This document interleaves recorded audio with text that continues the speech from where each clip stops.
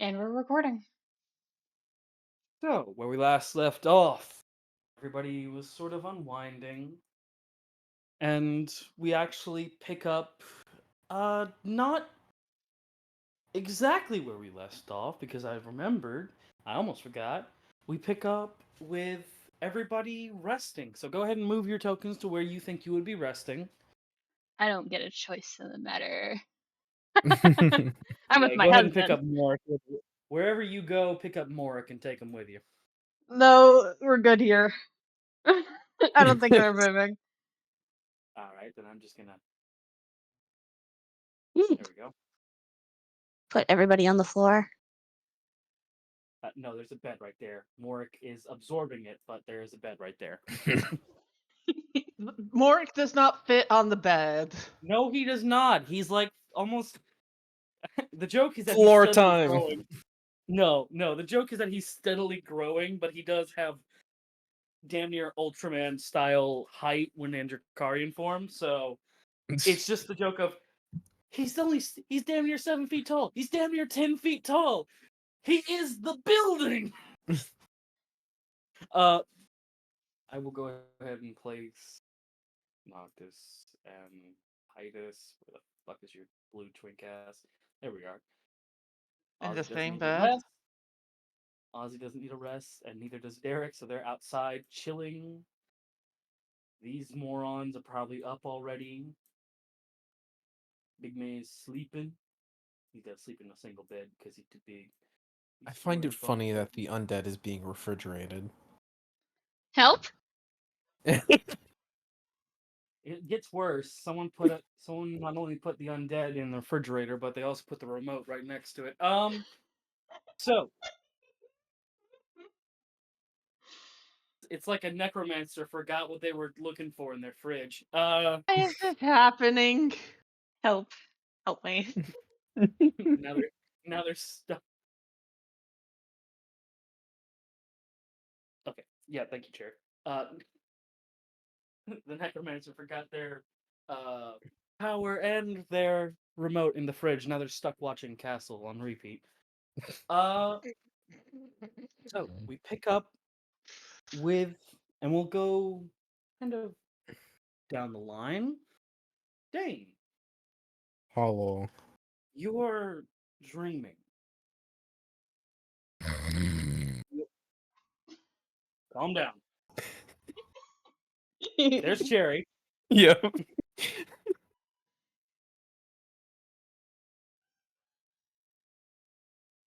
Don't take a thought. We'll come back to Dane. No. Dane's being threatened to be smothered by a very tired doctor. But no, you are resting. For the joke with a bird looming over you. You are resting, snoring as you may be. You feel yourself kind of begin to drift. You've been I don't know how do you dream actually, Dane? How does one dream? Yeah. What does your normal nighttime dreams look like?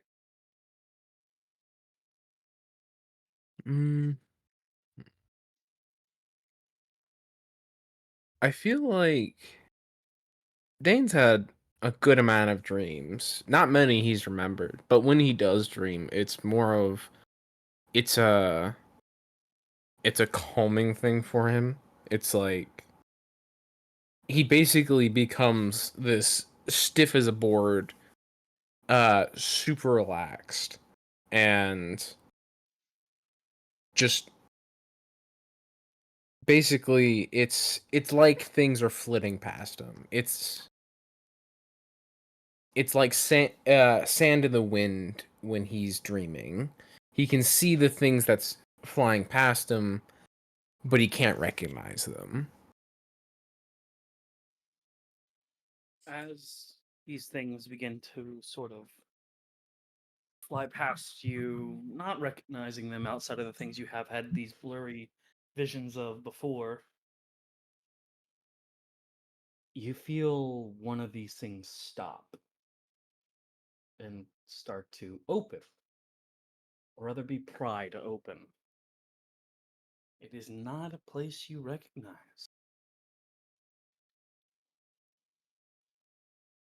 But, one moment, here we go.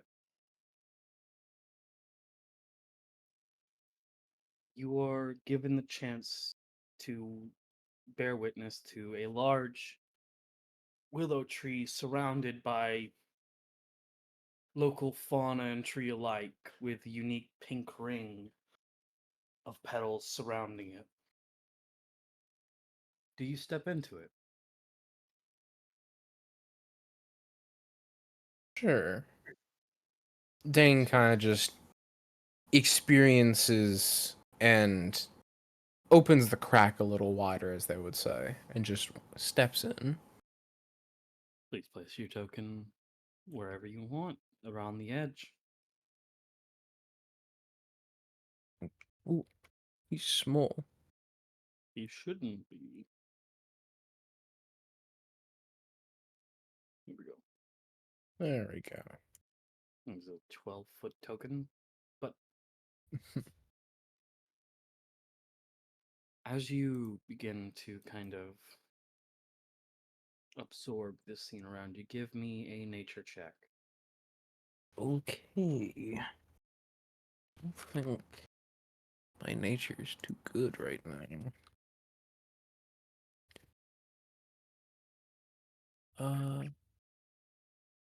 Damn. Okay, there it is. Come on. He's monk at the moment. Right Oh, that there. just remind me. You guys have had a long rest. If you're gonna switch up classes, now's the time. Yeah, he has a +0. Ren, you can switch to druid preemptively.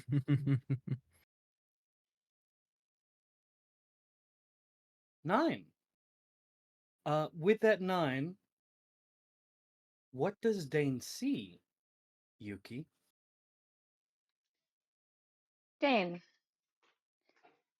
it's not what you see first. It's what you hear. Humming. An old tune that you don't recognize. It's bouncing and gentle and energetic all the same. You hear it first before you see the source. And sitting underneath the willow tree, kind of almost seemingly asleep, is this shape. A little on the heavier side, but in a nice floral see-through sundress with a outfit underneath, barefoot with a sun hat draped over her eyes, and it is a she. And it's just humming. It is all you hear at first until you find the source. What do you do?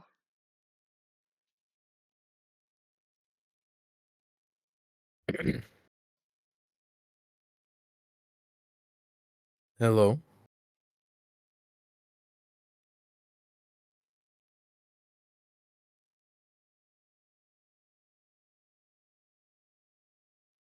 There's a pause, a sort of skip of what is being hummed. And it was almost hurting your head to think about where you've heard it before.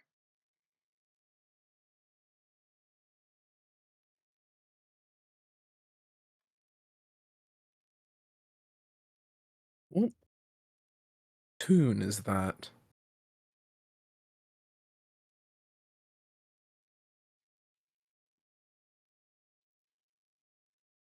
Yuki is small.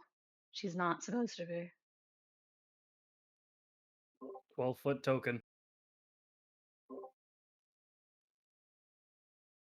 Actually, It's make her around 15.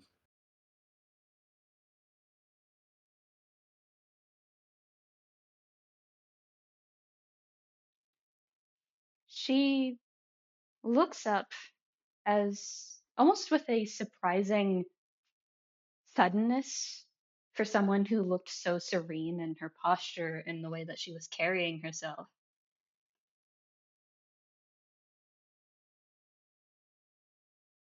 And she looks confused for a split second. Also, the stuff isn't playing if you're playing it. I'm making a new scene. I see. Um, and she stands up from her seated position, and you realize that she's much taller than you. Though, with your average height, it's not exactly all that difficult to do. Hmm. And you see she looks relieved, visibly. She has nothing to hide. A passing part of you may believe that she never did. And she starts to approach, and her voice is soft, though a little loud. And she goes, "You came back. I I know it's been a long time, but you have this. It's still you. It's still you. Oh gosh, Moss is going to be so delighted."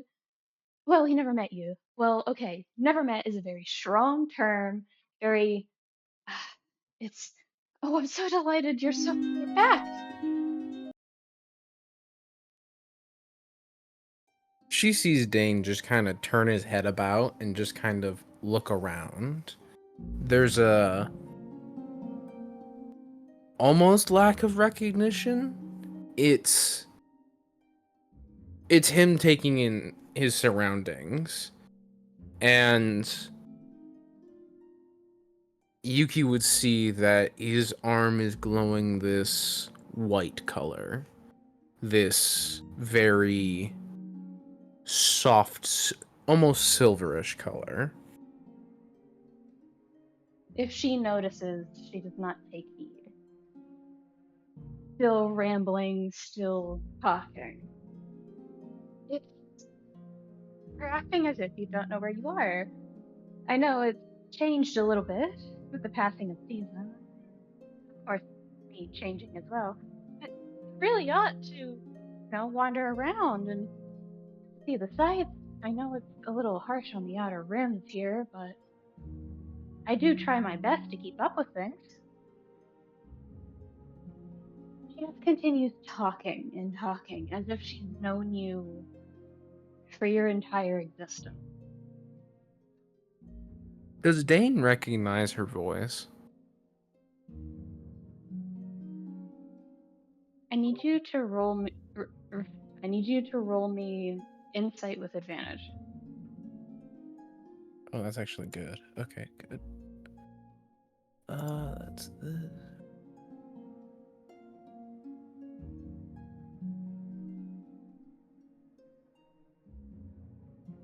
Thank God for advantage.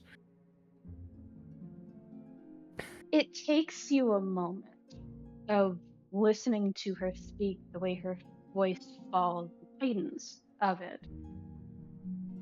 Her voice sounds the way petals falling in rain does. Gentle but solemn, as if time has reached her faster than she would like to admit. But it is familiar. Recognize this sort of cadence, so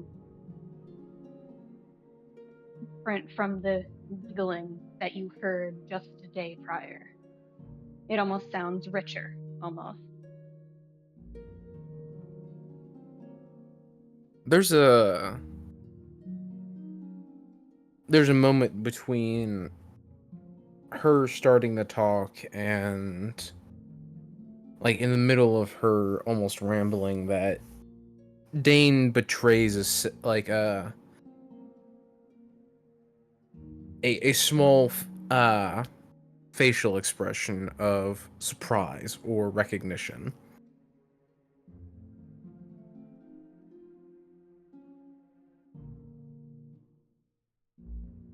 She pauses, as if finally realizing that recognition has settled onto your features. Come on. You're starting to scare me a little bit. Don't you remember me?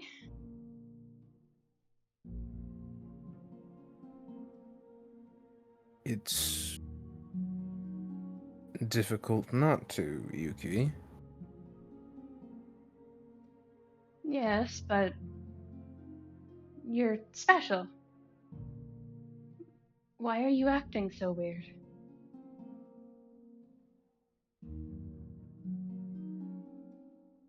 I do not believe my manner has changed at all. Well, over the years, of course it has. It's called getting older, honey. But it's not that.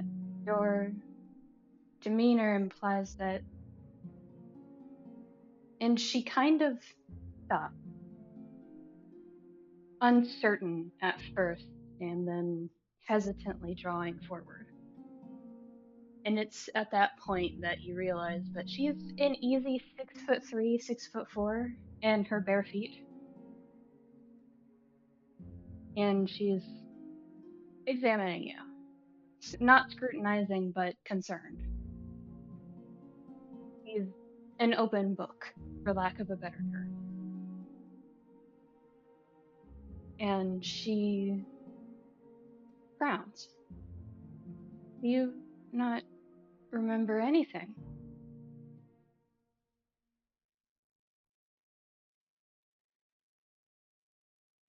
I remember us in the garden.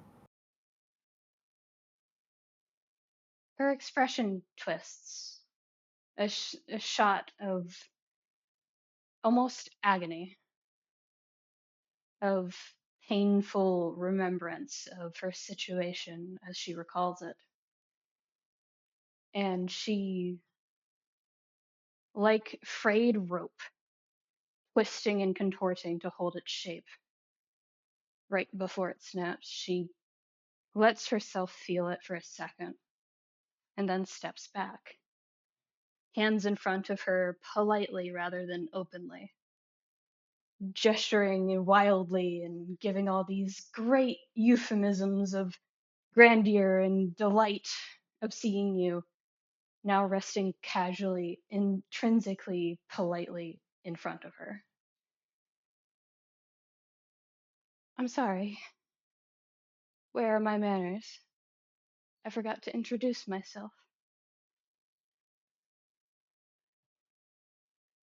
I'm Yuki. It's a pleasure to meet you, Dein. Dane almost just scowls. Not like in the sense of he's like mad. It's more that's something's wrong with that.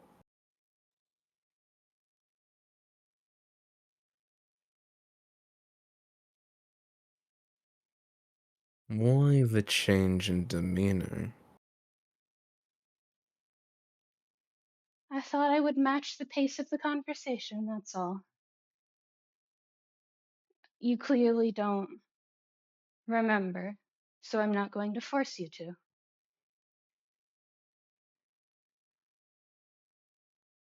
That would be uncouth and also quite painful.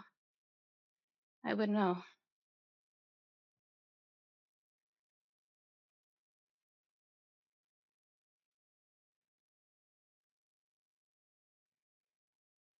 Do I bring about good or bad memories? The look of soft remembrance returns, brief but sincere. Good. You always were a good friend.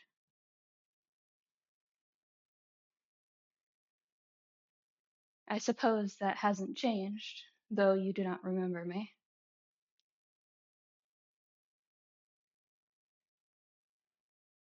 And she kind of quirks a grin.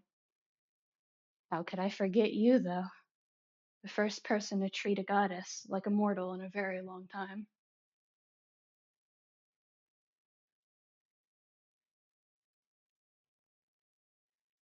That does sound like something I would do.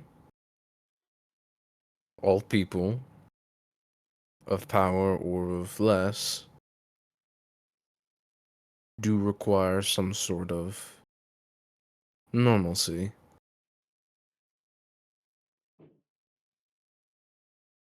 There you And go a again. friend. Just a teasing taunting. Just say, there you go again.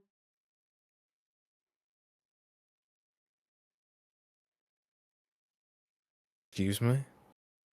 You're, you're doing it again. You're so rigid, as if there's no way for you to relax in your situation. It's upsetting, but there are ways to relax, you know? And she turns and starts to walk back underneath the willows, pushing them aside and just going to sit back down. She doesn't seem to neglect to invite you, it's more letting you take your own pace.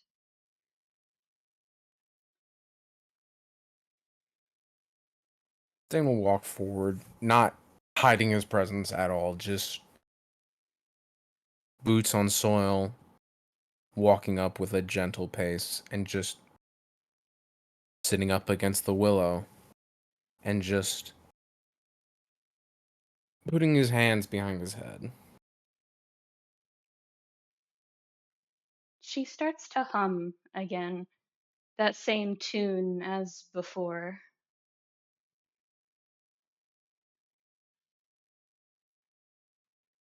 You swear you've heard it somewhere before, but you can't remember.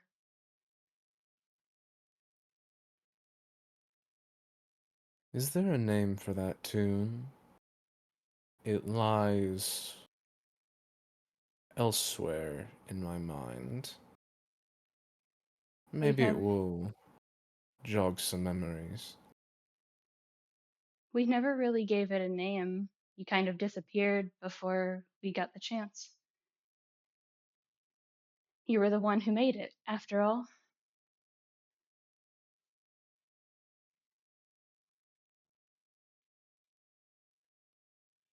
You were always pretty good at making music. One of your hidden talents, if you were.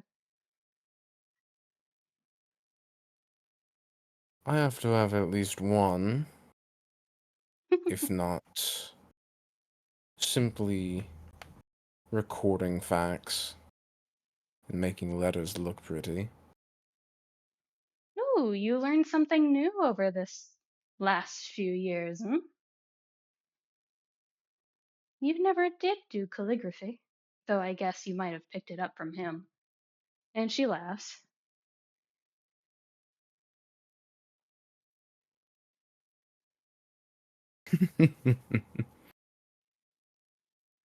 I don't know where I did get it from.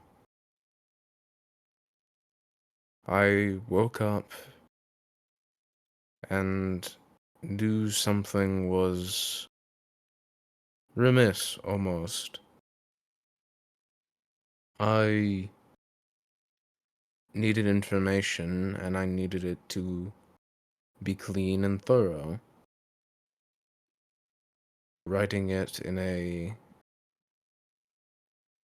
granted less efficient but very theatrical way helped, I guess. They are, for lack of a better term, the echoes of your joy. The people you spent time around, the people that you care about, the people that you got to know.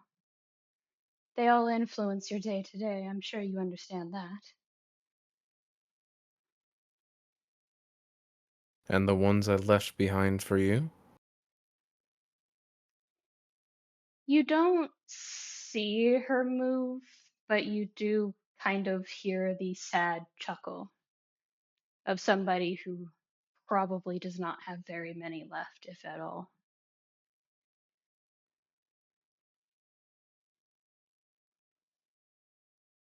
When you say I disappeared,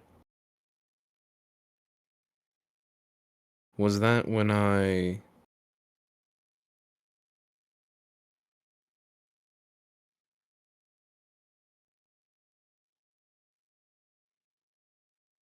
left.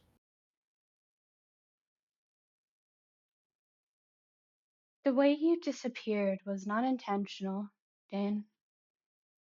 It was clumsy at best, and destructive at worst. People looked for you. Mine, yours. It was almost a race to see who could save you first, but you were nowhere to be found. And I was the last one who kept searching, because I knew you would come home eventually. But even I stopped, because I had work to do. And she frowns, as if she didn't want to stop looking for you, in her terms. And she looks over at you, Dan, and it's the first time you're actually seeing her eyes. They are a very, very vibrant shade of lapis lazuli blue.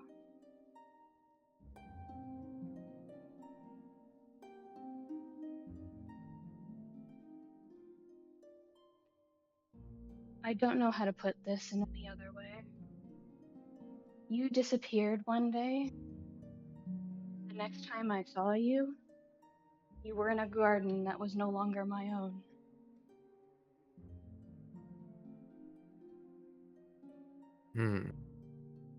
Which I apologize for. I should have been more careful. Letting things roam around in my gardens. I suppose I can't control everything.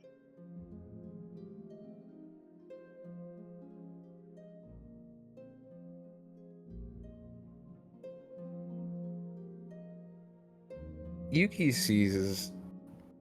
Well, I should say, when Dane did actually come into this vision, his normal tar black hair was maybe a shade lighter, maybe a little bit of a dark gray, and slowly it's just been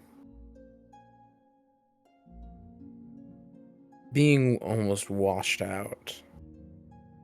At this point, it's this silver gray. It's pretty, to say the least. And he's a lot younger than he was. He came into this vision probably in his late 50s. And now he's just settled into early 20s. And almost unconsciously says, silver and blue.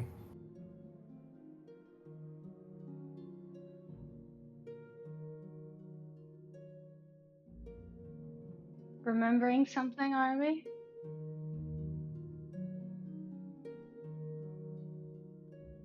There are things on the edge of my mind. I can feel that they're there, but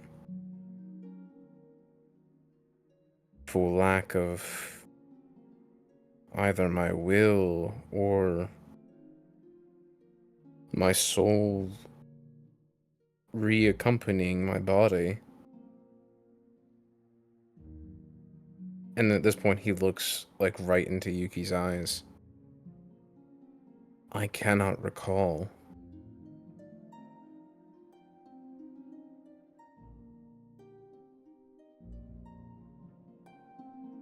And she closes her eyes, turning away and opening them again. Looking out towards the outer ring of purple and pink and white petals. Through the limbs of the willow tree, draping down. That's all right. You don't have to remember at any pace you don't want to. I'll remember enough for all of us. I'll remember the truth.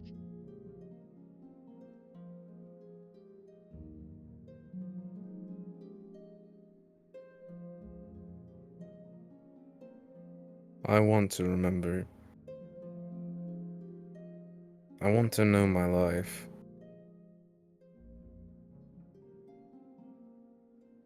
I want to know a life I shared with a good friend. One that I can still see. You'll get there.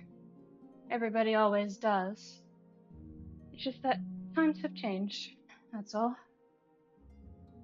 And I've said goodbye and too many times to let go of another one. Times change, but we remain friends. Of course. And Dane just kind of smiles. You see her kind of grin, not looking at you anymore, but kind of still staring off. Of course. What else would we be? Certainly not enemies. I promised you that much. No matter how angry, no matter how skeptical, no matter how afraid of you sometimes I would get, you would always be my friend, and I would always defend you and find you and bring you home. And no matter your small joys that make me groan, or large jokes that I could find less amusing.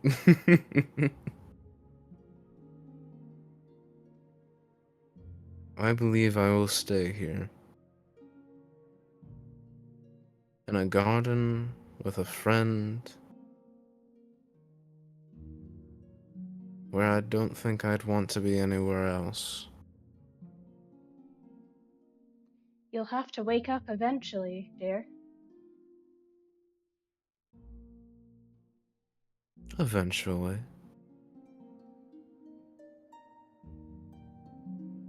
And I'd what about then? say Would you say goodbye again?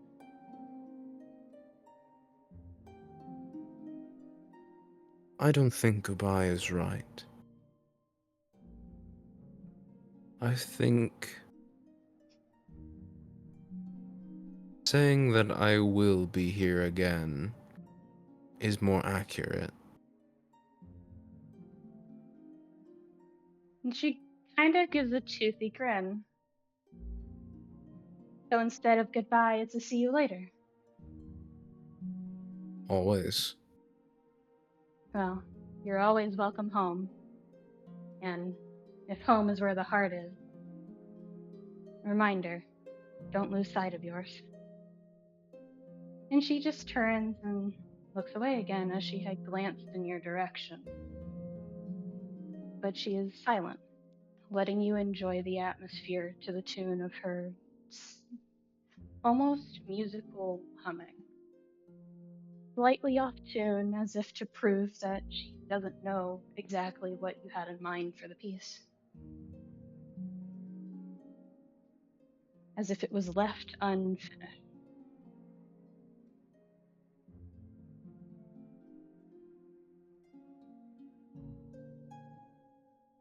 I have a quick question.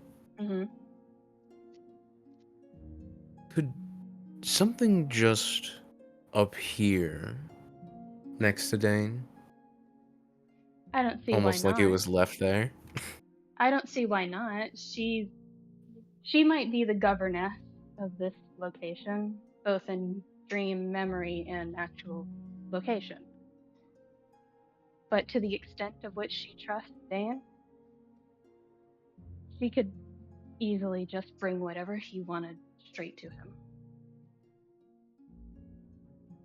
I think unconsciously, Dane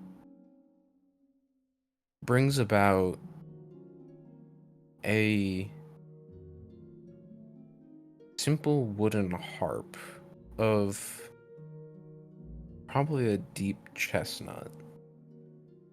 And it's nothing fancy, it's just something handmade.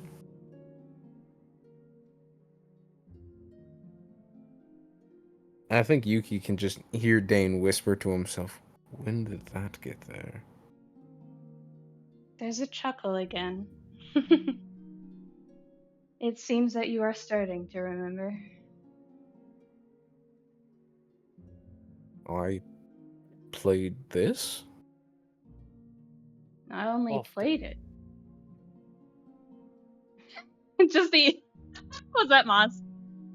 Yes, he's been standing there for a short amount of time. And then just a grin of like, hi Moss. This was accidental, I promise this time. It was not. It was. Forgive me, my lady, it was not. He kind of looks away. Kind of sheepish. I am an extension of your will. And, Dane, no roll needed. Moss's hands are a bit damaged. As I did say, it felt like something pulled it wider for you to come in through.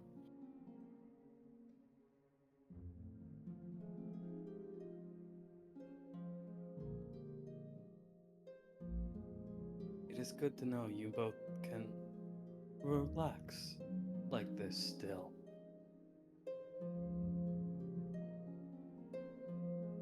But I have one request from both of you.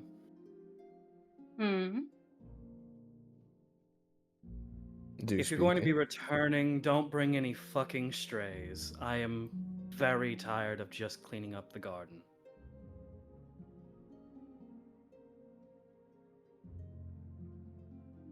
And with There's that, this he goes stick out of the tongue of like, nah. Dane just lightly chuckles. You named me after grass. I shudder at the time that an animal had come through. My name might have been something worse, like Gecko.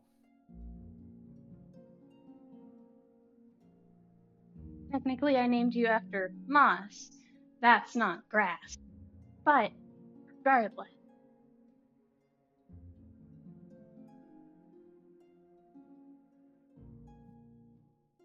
And she kind of laughs.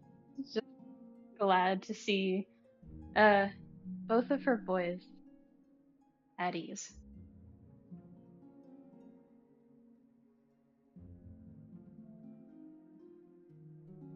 I think Dane just kind of picks up the harp and gently starts strumming it to almost the exact background music.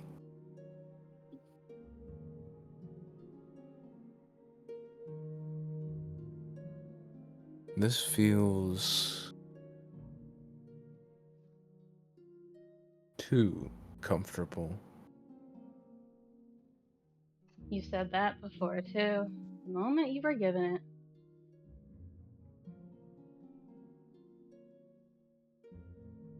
Maybe I've had more than these lifetimes.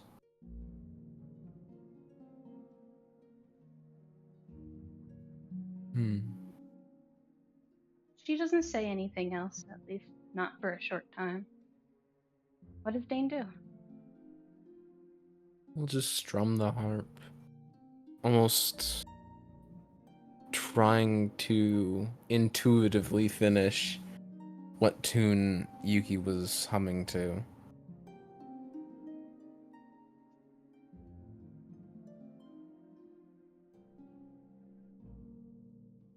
And I feel like in the midst of just him relaxing and playing the harp, he just dozes off. He's just completely relaxed. And Yuki kind of looks over as the melody draws slowly to an end, then abruptly cutting as it kind of not desummons, but gets moved from its placement. So it doesn't. The harp just kind of falls to the ground and leans back up against the tree. Yuki looks over, kind of wistfully.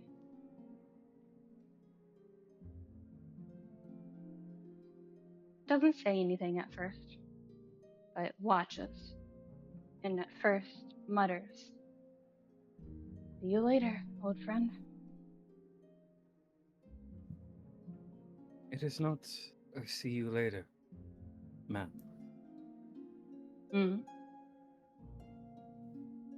It is a good to see you again. And she just smiles. Moss reaches for the willow tree and pulls a branch down, forming the harp that Dein had once held. If I am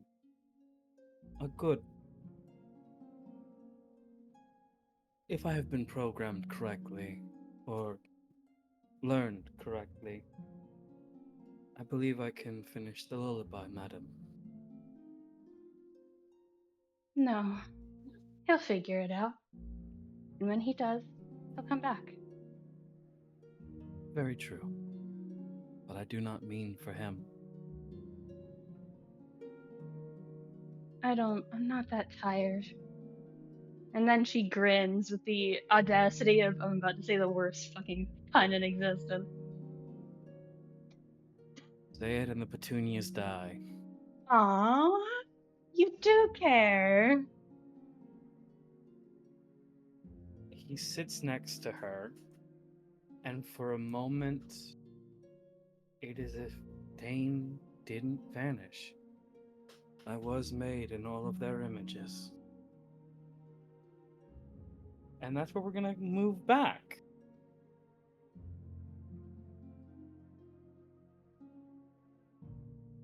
To another's. I will say, Dane, that is, if you want to wake up at that point, you're absolutely awake. That's wake up material. Alright.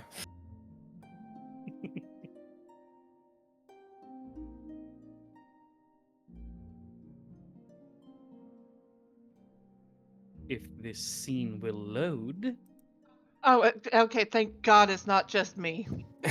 refreshing the entire thing to see if that helps. It does! Huzzah! Refresh no. it is then. Dane, you are absolutely able to wander around, wake now, if you so please. Does anyone else have any? We know what Tryphon's dreaming of at the moment, so Well, the few of us do. yeah, those who have seen the one-on-one are aware. Or heard me yelling about it.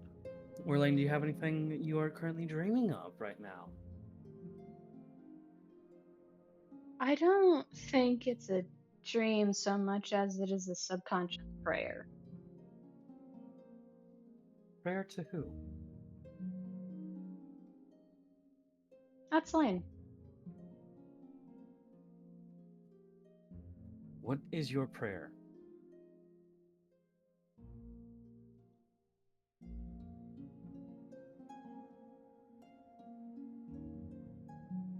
May you find the time to rest your eyes. You get a damn near immediate response. I am unresting.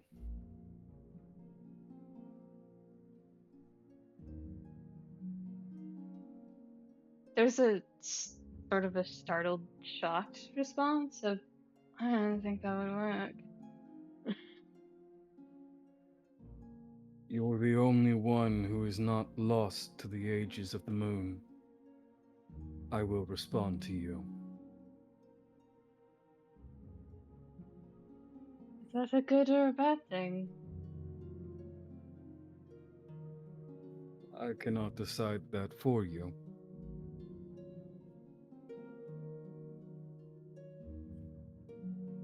Let's just call it a good thing. It gives both of us company in our own heads.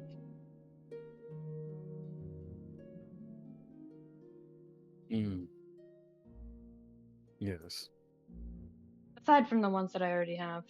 But that's not going to be a topic of discussion at the current moment. I would pray not. As much as I enjoy interacting with you, you do happen to be face first into someone's tits. I think he just genuinely wheezes a little bit, trying very hard not to wake up more. As you are wheezing, trying your damnedest to not wake up Morik, I want you to give me a con save as he follows it up with. I've been there, I understand it is, but still, I've also had to answer questions from a person. I didn't hear the rest of that. I feel like I just died a little bit. He didn't get to finish, because roll me that con save. Oh boy. You can choose to fail it. I don't know. I think I'm gonna fail regardless. Yeah, you know what? Fuck it. I fail. Because I failed, the fucking player. You fucking raspberry Morik's tits, and he wakes up.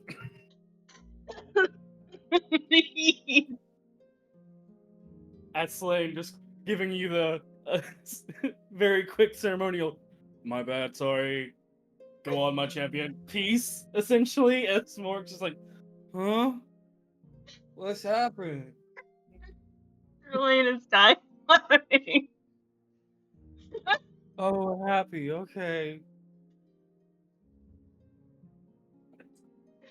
He's back out.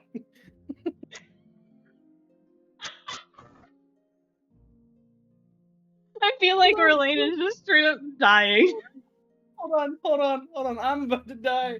The fucking duality of the most recent muted VCs. Tit raspberry, oh my! Versus, your problem now, peace, bitch! I'm gonna die.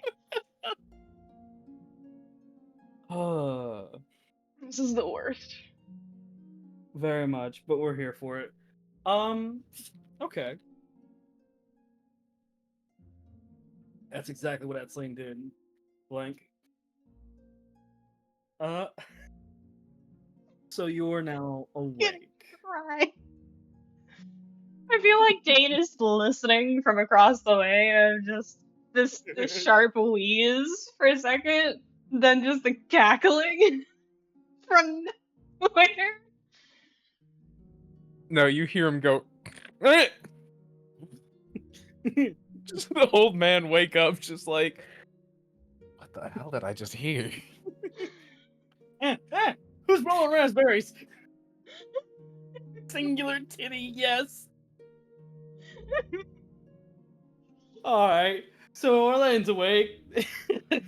Orlain had a small convo, and a titan said titty pillows are best before dipping. Okay. He's not Why the recovering. fuck did any of that happen? Because it's Slane's a chill dude, okay? He's just holding the moon together. It's fine.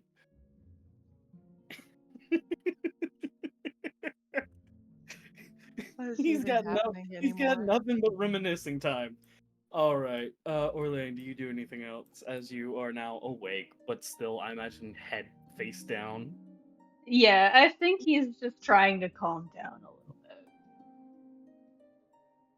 Because he doesn't want to wake anybody else up, and just God forbid he wakes up Noctis.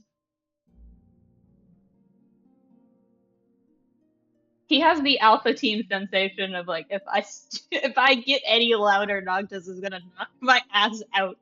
Like, I will be sent to the void. The Shadow Realm.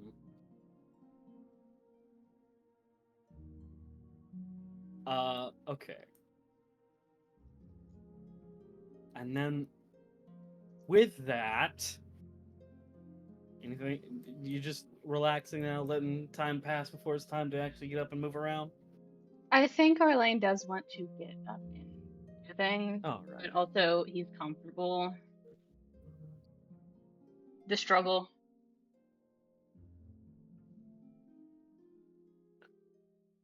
Up to you, bud. You're the only one that can decide whether to get up right now or not. Time in Yeah. the day is it? Sorry. It is early morning, around I'd say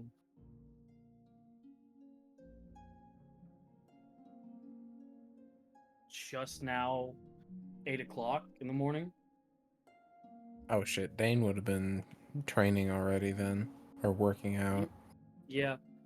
So To be fair, you were in a dream with Yuki, so that does kind of explain the blissfulness in which you yeah.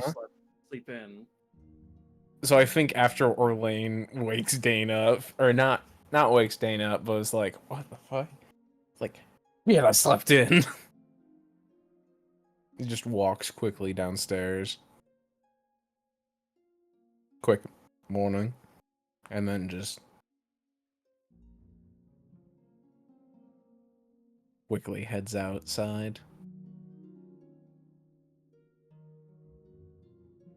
Morning. You do hear there's a conversation as you do pass these two, but you're rushing off, so I'll say you don't stop to go get it.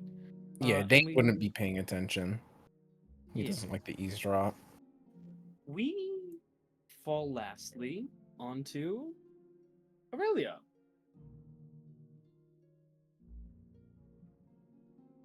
Aurelia. Yeah. Do you have a dream, or do you want me to set up a scene?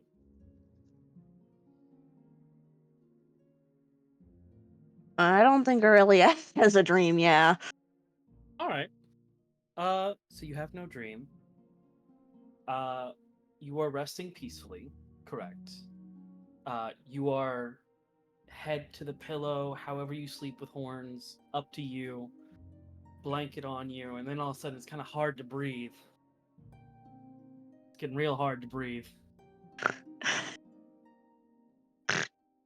Very, very hard to breathe. Just absolutely automatic CC get off. Which comes out a bit closer to CC, get off. Because I've had a cat that close to your face. They go for the actual chin area to rub up against. And bears do mimic dogs and cats more than anything else whenever they are domesticated. So you just have a little owl face going rub up against all of your face. Wake up. Rub, rub, rub, wake up.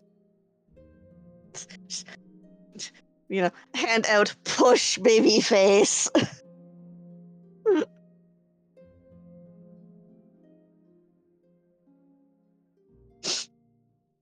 Betrayer.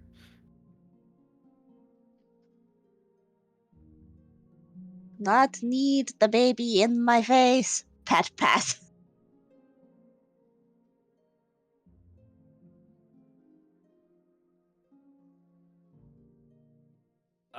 You do see, along with the baby, there is someone has dressed the baby, wearing a little backpack now, a little backpack collar that they normally have on. It seems to have been upgraded. It now Yeah? has It now has a actual back-mounted pouch that seems to have been sewn fitted around their little arms with room for adjustment and growth. And you give me a little. What's your passive invest? 16. Your passive perception? 19. You absolutely see a silver R embroidered on the bottom of the collar. So, Rook was busy last night. Got bored. The baby was stolen and absolutely was fitted with new gear that makes it proper for travel. And I will say, we've never specified how tall CC is traveling wise. CC looks bigger. What was maybe like we said bear cub before, fresh hatchling, kind of looks a little like I'd say a young retriever now.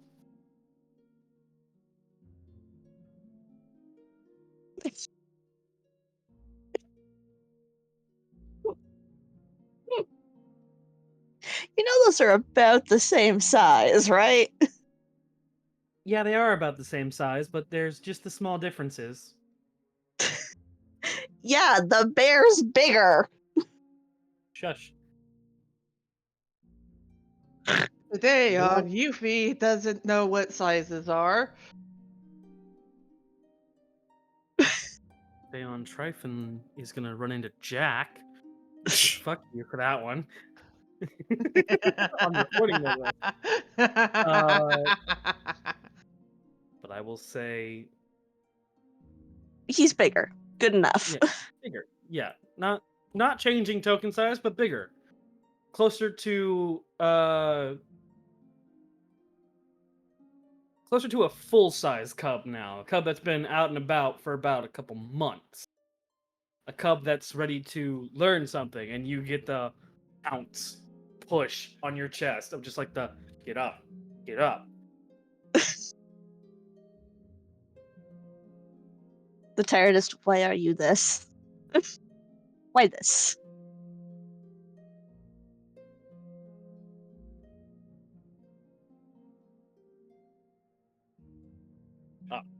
Up. And are you actually starting to sit up? Yes. Hops down, spins around, showing the full, like, posing with some new level of like a four, like that time when you're 4 years old and you realize, oh my god, I exist. I have free will. That time, CC seems to be getting closer to that time. It is having a moment of like, I am fabulously adorable. Call me cute, motherfucker.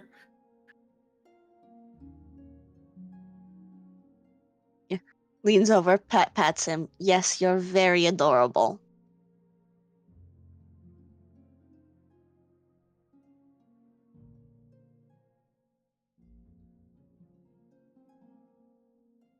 There's a note. Do you look at the note that seems to be protruding from the backpack? Yep. Do you grab it and pull it out, or you just like, I'm gonna grab that and read it later? She will be looking at it now, yes. All right. So, as you grab it, pull it out, and begin reading it, it is a simple note that seems to give this air of magic. I'm sorry for yesterday. I came off a bit rude. If I did, I apologize. The one known as Titus has gotten into contact with us, and we are willing for trade. If you're ever free, please stop by our town again. Signed, Alonzo.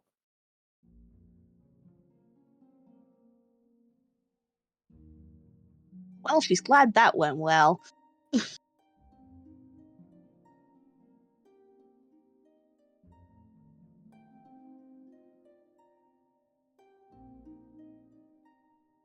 All right.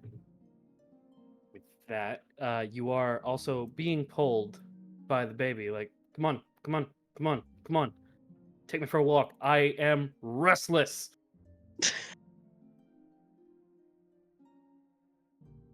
Alright. Chill whatever you have for titties. Get it together.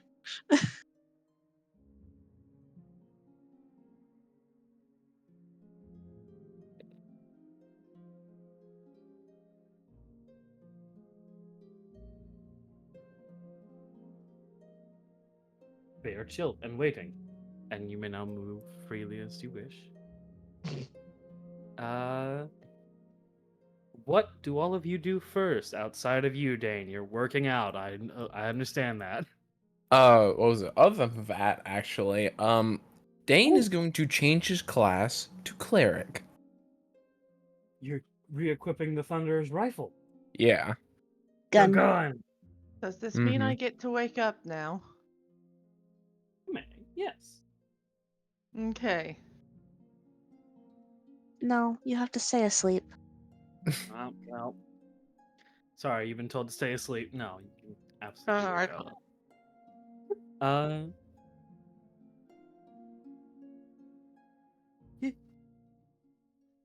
By the way, there we go. Yeah, I knew I was on mute because it wasn't registering on OBS either. I just heard the by the way in the distance. that's how we catch ourselves. But no, Orlain is kind of coming up from the downstairs area in that sense of like he's very tired still because I think he had a mix of sleep and trance because again, trance is basically like connecting with people, your past, things that you've done. So it's not unheard of for a god to be like, "Hey, I'm going to talk to you for a second." It's happened before with the elves, especially in other games. But I think he's stepping up and walking kind of towards Morik as he kind of looks at Cece with that expression of, is she actually awake or are you dragging her along? Looking at Aurelia.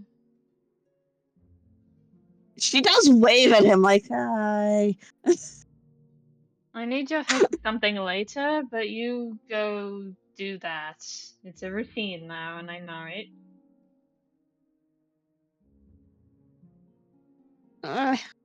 It is what it is.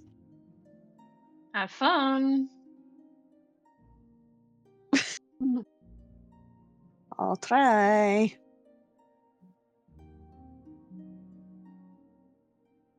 Tryphon's just sitting up looking very disoriented at this point because, whew, that was a dream.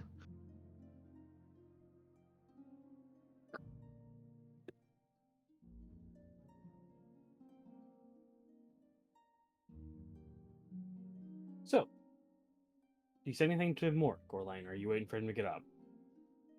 He deserves his sleep time. He's not gonna go anywhere. He just went to go get a snack for both of them when they wake up. All right. Well, Tryphon. for him, because he knows Morik. Yeah, Morik literally eats rocks for sustenance. Foul haze. Always fun. Tryphon. Yes. You do finally wake up and sit up. What do you do as you do these two things kind of quickly?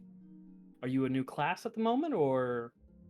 No, he's comfortable at the moment. Cool. As you kind of remain that awake, give me a wisdom save real quick.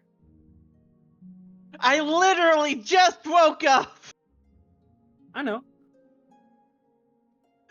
Alright, give me It's not anything serious, it's just a wisdom save. I know. 13. Man. Fuck that dream. Dream, vision, whatever. You just have this feeling of like, God, that was annoying. More than anything else. Outside of like opinion of whatever mental opinion you may have, your body is just like, fuck that, it stung. Brain, no. Bad time. Thoughts, independent. Brain, no. Why? What are we here for? Basically, the moment of waking up and just You have a slate. getting up No, too quickly after waking up. Yeah, that essentially. It's just like that. You cross that one boundary and your body and brain go, ugh. No.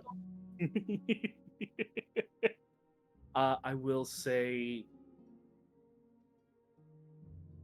13, wisdom, your body's, but your surroundings, you don't notice anything out of the ordinary. You are safely in the corner. You went to bed back in before resting, so yeah, everything seems normal.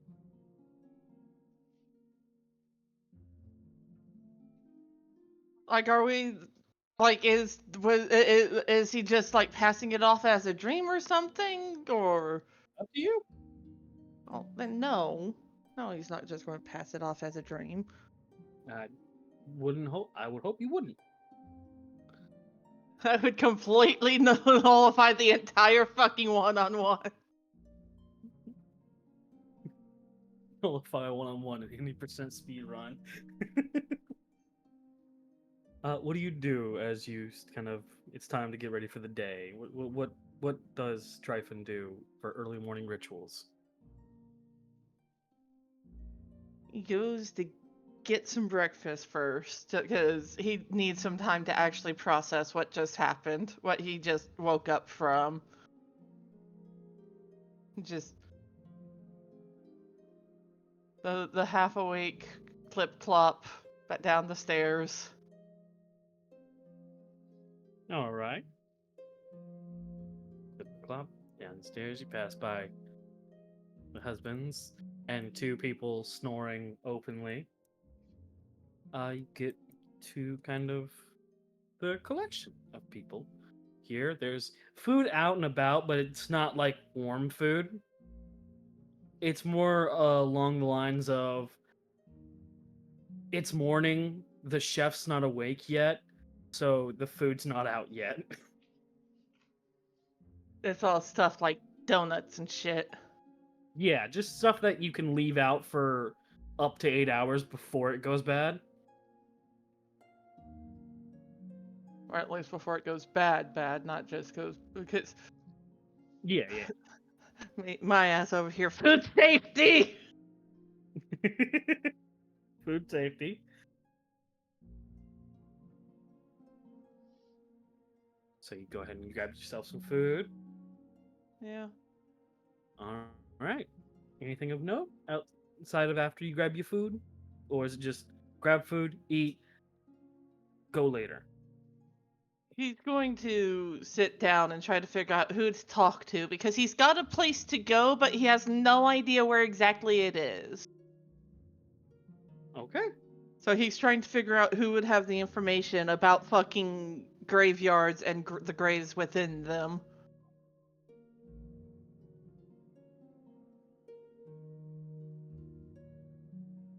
Hey, Yufi. Yeah, bud.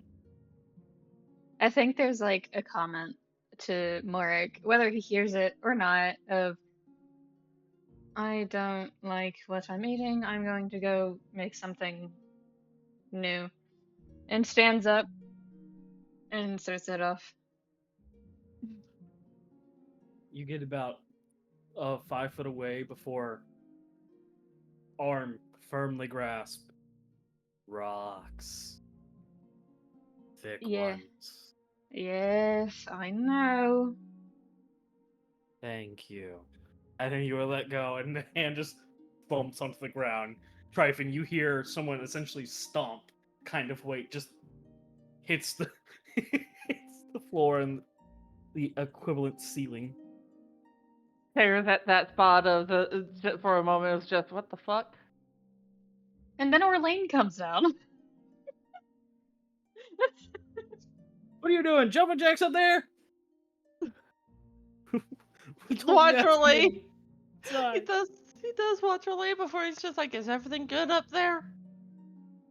He looks confused for a second. Yes? There was a thud. ... Oh, you mean Morik waking up? Yes. Everything's fine. That was him waking up? Well, debatably. I'm going to make something to eat for all of us. Do you have any requests? He just looks at the donut that he grabbed and is just like, I mean, I think I'm good. Does Orlain see that? The single donut he's eating. Mm-hmm. This is gonna be a repeat of the city, buddy. I know. With a 16 passive perception, can I see that? I mean, he's not hiding it. Mm-hmm. Then absolutely, yeah. He tilts his head, looks clearly at the at the fake version of a breakfast, and then back up to his face. What do you want?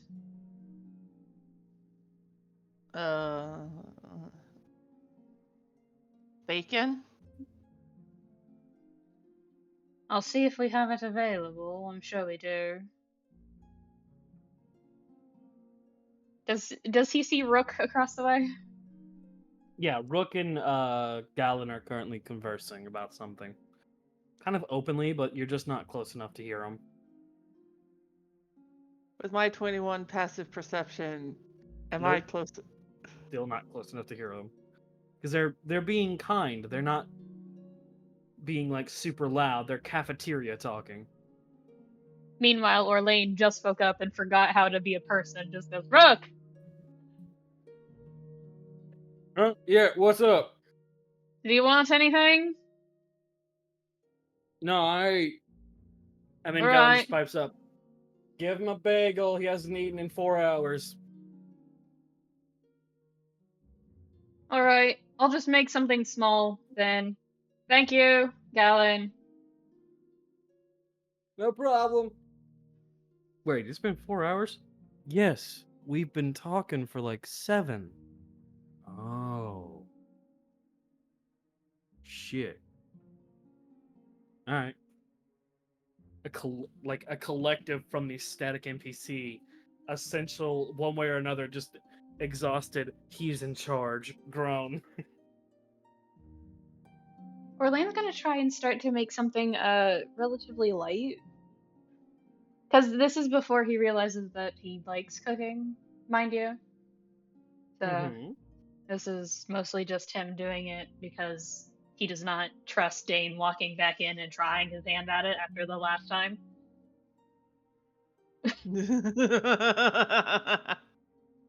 So it's just like, I don't know where Dein went. I don't want to know. He's not allowed behind the counter. Get your bitchin' out my kitchen, essentially. Tryphon This is a does. kitchen for cooking, not for bitching. Take your bitch ass out. Orlain's gonna start to make some very light breakfast food with what he has. Tryphon, once he finishes his donut, does wander over to where Orlain is cooking, and there was a bit of fidgeting as he figures out his words, but after a moment he does say, "Hey, Orlain, can I ask you something real quick?" He nods, but he seems kind of focused. You're most familiar with the people around here, yeah? More than me, at least. Do He you know any of the... pauses. He pauses and looks up in that sense of, we all arrived here together. Do you think I know much of anything more than you? But go ahead. Maybe I do know a couple of things. Do you know anyone who'd be familiar with graveyards?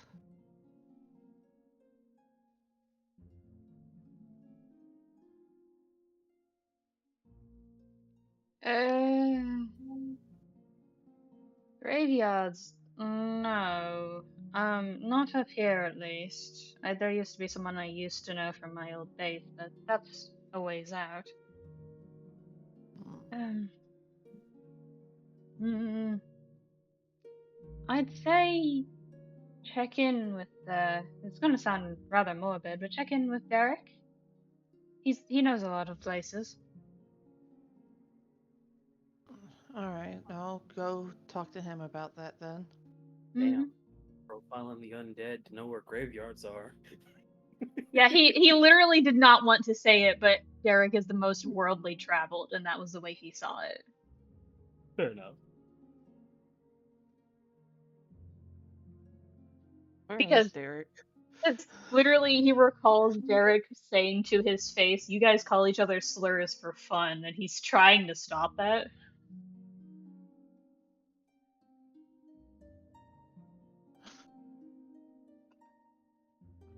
And saying that the undead knows a graveyard is basically a slur. Yeah, it's just a little bit of He does not like it. He will justify it with the way he thought of it, but it doesn't make it any better. But he does like say, "Go find Derek." Tryphon does and wanders off to go look for Derek.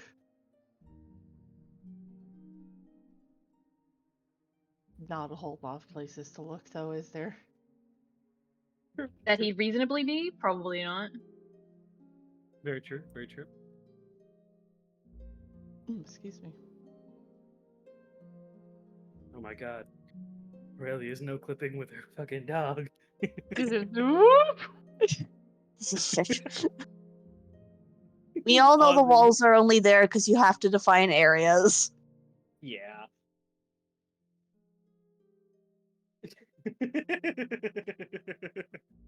Orlain, give Mhm. me a performance check for the initial cooking.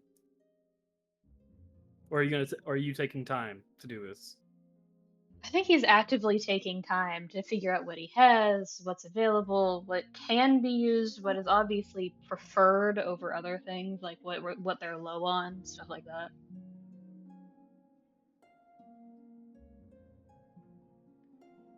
All right. So that'll be your early morning. You're Hmm. gonna take the time to cook everybody some food. Aurelia, you're walking around with Cece. Is that your early morning? Yep. Take the baby outside for a walk. You gonna take your time? You gonna take time to do that, or do you want to give me an animal handling check in case you want to do something else? Walking around with the baby. Exercising the baby brain. All right. Tryphon, you open the door, and you see Ozzy and Derek talking. They seem to be discussing something. Do I catch what they're discussing? Yes. I don't see how this is relevant. It's not more about relevance more than it is about what is the case. Vampirism does not just occur from, well, losing your head. What if a god takes your head off? Does that count? I mean, vampirism, in spite of deities, has been noted before, but that was a mythological count. And take no offense from this. I do not believe you are from Barovia. I don't know what that is. Right. So Oh, hello. As you walk through the door, as he finally realizes, you've walked through the doors. Yeah, no, Tryphon is just blinking and staring at them for a moment. It's just, is this a bad time? No. He's just trying to figure out how became a vampire. Because I lost my head. And he motions to the clear major scarring around his throat that has always been there. No one's just ever asked about it.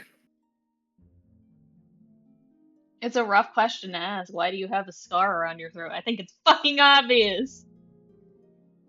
Yeah. Scar all the way around your never mind. I'm an undead. I lost my head. So I became undead. Oh, brother. Blink. What is he? You're Oh my right. god. It is a miracle Granny wasn't a vampire when she died. God! There is no god here.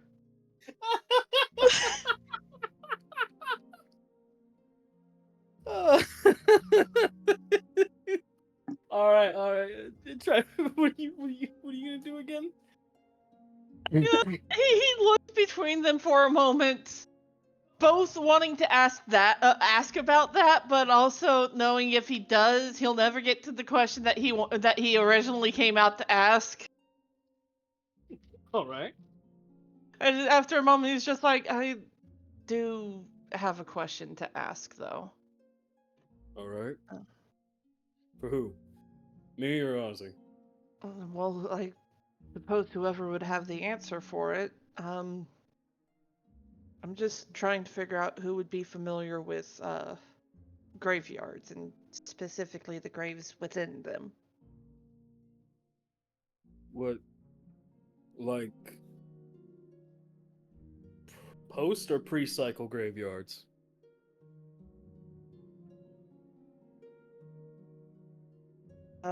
Post, I suppose. Give me a history check.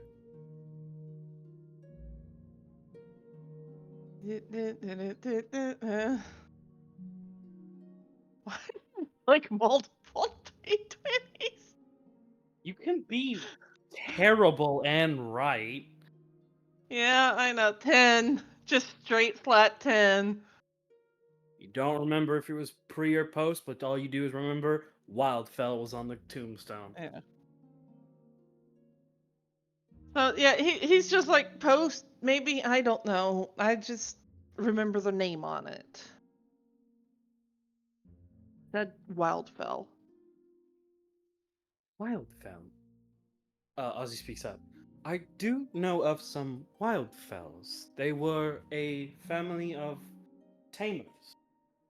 They were called upon across the region. If creatures of immense power were to be handled without lethality, a Wildfell would appear. Uh, originating from the Feywilds, they forego their access to said wilds to protect Granvaria. Thus, Wild fell. Well, that actually makes a lot more sense now. Though they were not given tombstones, they were given proper Feywild rites when passing. Set upon a log of enchanted trees or of Feywild oak and burned, so their ashes may return to, as they believed in, the wilds. This one had a gravestone, though. One that was guarded. Or what? Some sort of creature, I'm not sure what. Because you never actually mentioned it in the fucking one-on-one. I did, actually. You didn't mention the name of it. I did not mention the name of it, but I described it. Yeah. So Tryphon does. What was the exact description again? It was a wyvern style creature, but with stone appendages. Yeah. Yeah, he does take a moment to think on it and just. It looked almost like a wyvern, but parts of it made of stone.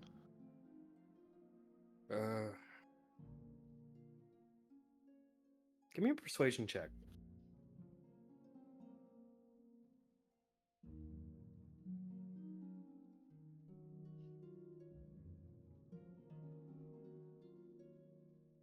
Come on, let this be a good roll.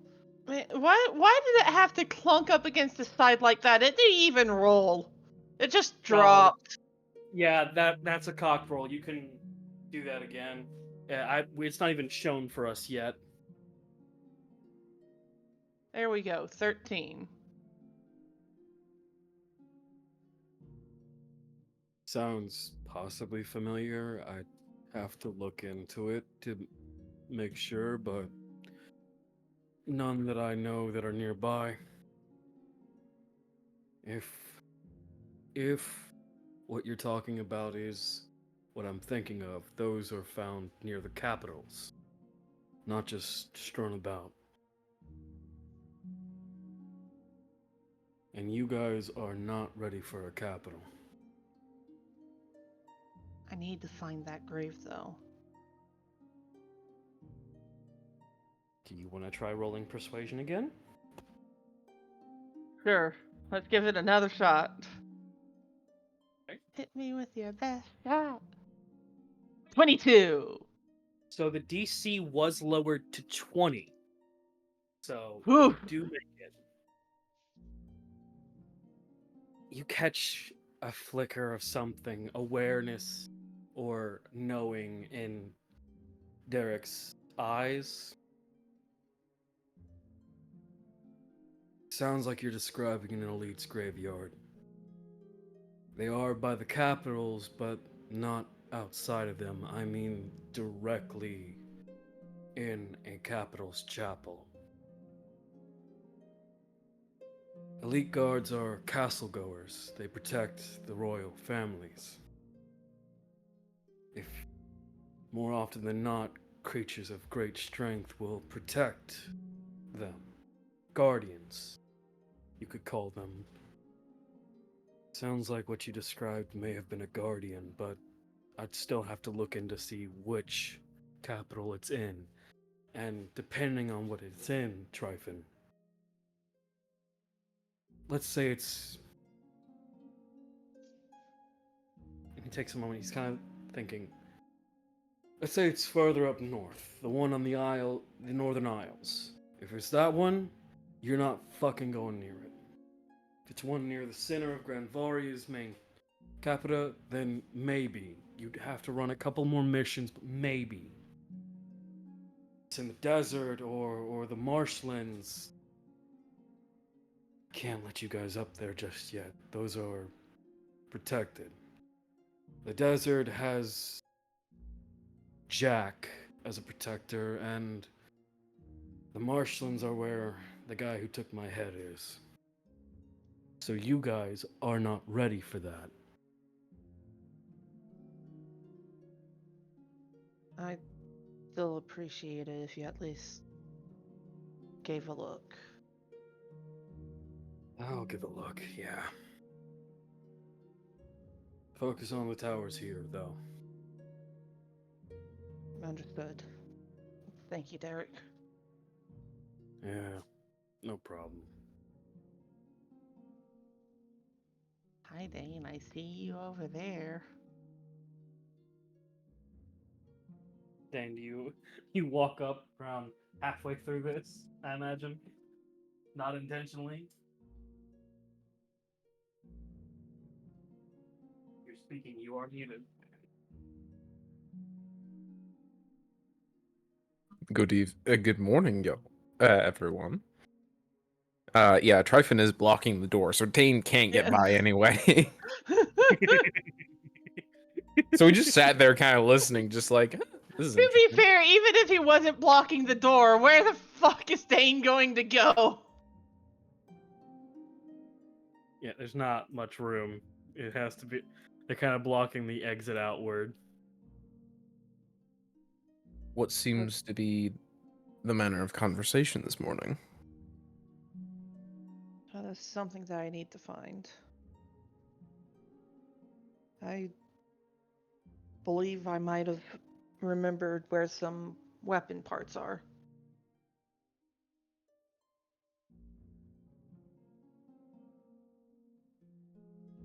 So you're looking for a place?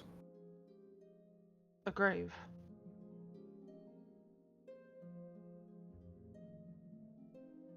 I'm guessing by Derek's demeanor, it's not an easy place to get to. Not Apparently, at all. he says it's most likely by one or in one of the capitals.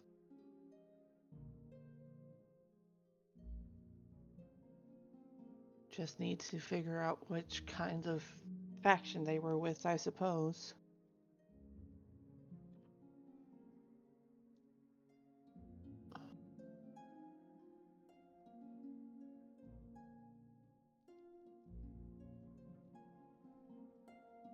Well, we can find it.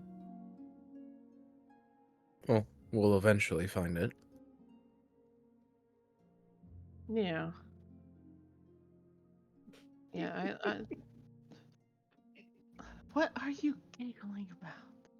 Oh. Ren's Checking threatening your him feet. again. Yeah. Yeah, okay.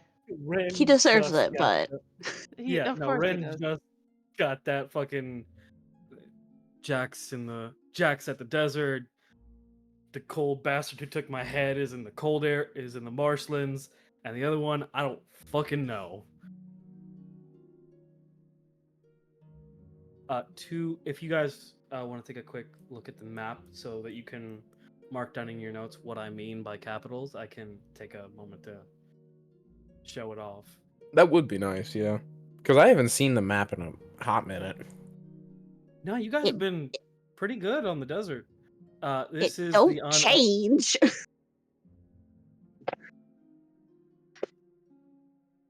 Yeah, it does not change. But so there's 6 capitals, 3 major capitals as listed as straight up the capitals.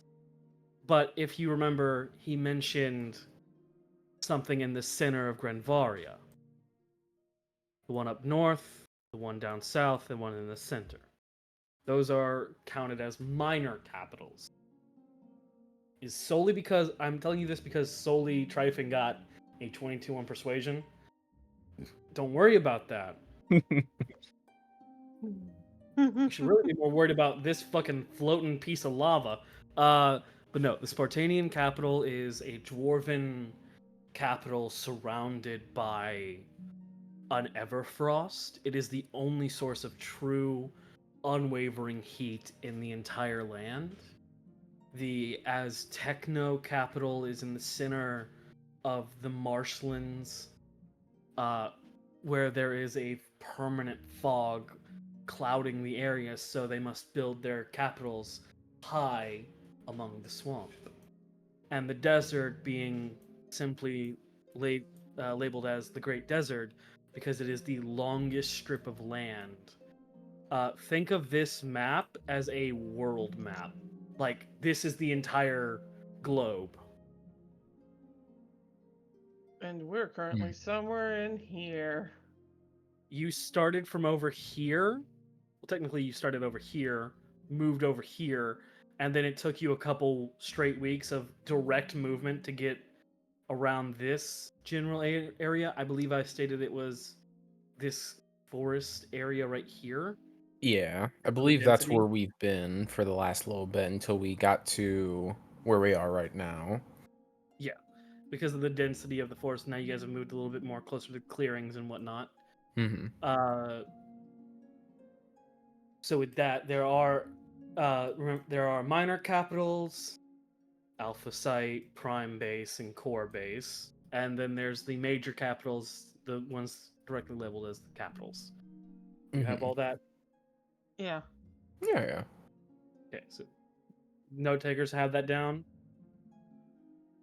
I think that's just that's pretty good knowledge to have. So I have it noted down.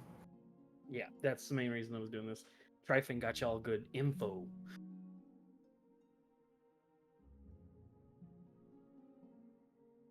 Grenvaria also does sort of show up whenever you're swapping maps because it is the overlay map. Mm-hmm. But going back to what happening, you may continue from where you left off. Just wanted to get that out the way. Yeah. Tryphon does stand there for a moment before he realizes Dein is. I'm assuming Dein is trying to find a way to get around. I mean, Dane's just kind of moved closer. He's not really implying it. I think Tryphon is just thinking Dane's trying to get by. Yeah. So he does shuffle over before it's just like, oh right. Orlain said he was making breakfast. Ooh. Do you know what he is making? What he is making? I can speak. He said something light. Looked like he was about to take my head off when I tried to just go with a donut. What have you had to eat besides that? The donut was it? You don't know what a fatherly glare is, but you do now. Ooh. A single father glaring at you. Inside. Eat now. Yes, sir. Like, not even going to fucking argue it. Slow head turn to Dane. Did you have at least water or food? Yes, Before you left? I did have water, but it's much better for me to work out on an empty stomach. That way I don't throw up.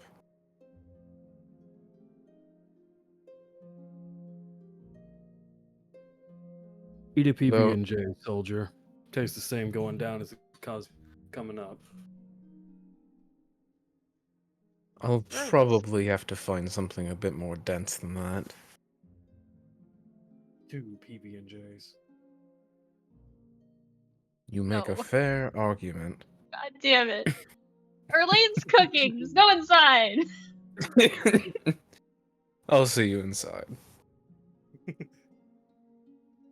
Take your time. Orlain gets to see Tryphon practically skitter back inside because that was an unpleasant look. Not in a bad way, but still. I feel like the moment those two start to head inside, it's very much it went from the cold, rigid outside atmosphere to it smells very good in here.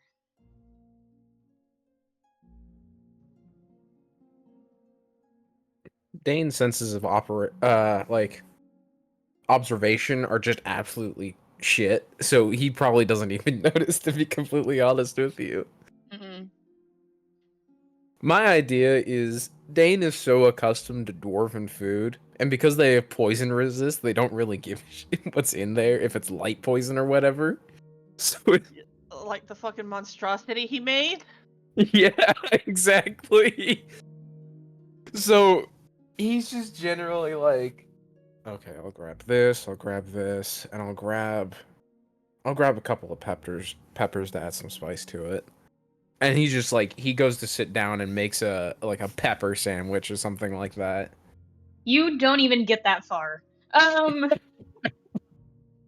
You start to reach for like the bread, the basic bread, and Orlain fucking misty steps over to you.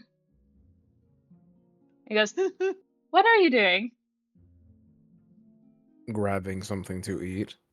"While I'm cooking." Do you expect me to wait that long? "Yes, because I'm The almost done." audacity. Everyone else I has can had eat to wait. something in the meantime. Everyone else has had to wait. Do you think you're special? No, I just see food in front of me, and I want to eat. So I'm going to eat. Would you like something that actually tastes good? You see Dane consider for a second.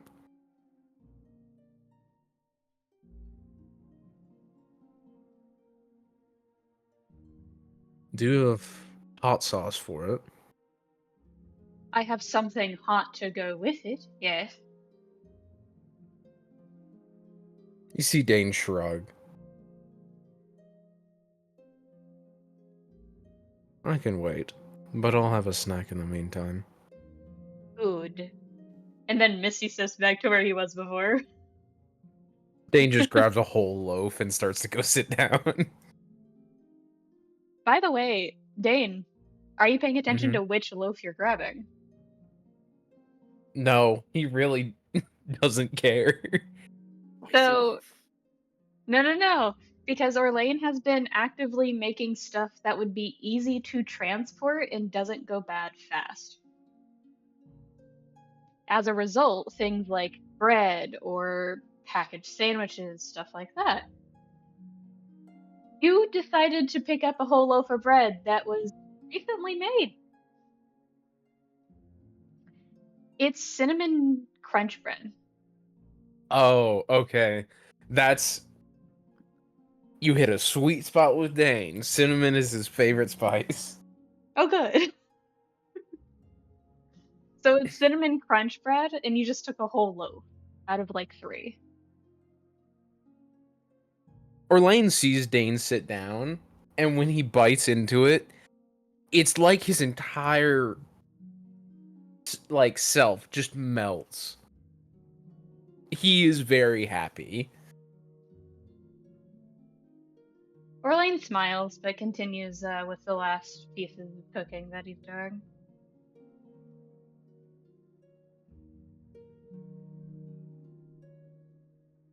And then just looks at Tryphon, goes, "Could you do me a favor, Tryphon? Yeah. While I'm finishing up your requests, as bacon is not good to leave sit out while you're making muffins and bread and stuff like that.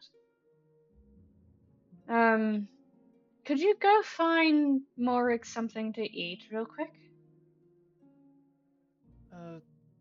Sure. What does he eat? Rocks. Any He prefers things with thicker texture.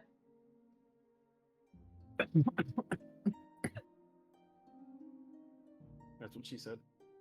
Yeah, I knew that was happening. I tried to fight it. I really did, dude. Did you? Yes, the pause between it coming out of you and the response coming from me was my attempt. I got fucking bodied, dude.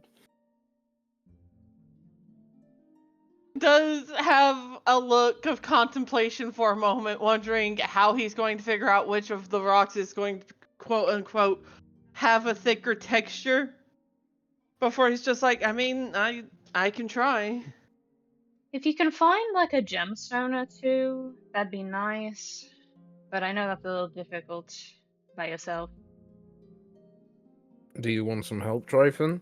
As you just see Dein is just mauling this piece of bread. I mean, I could use help, but you look like you are enjoying yourself. It's very good. I can take it with us.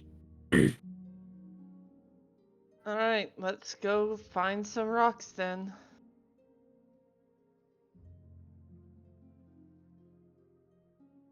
Thank you, boys. No problem.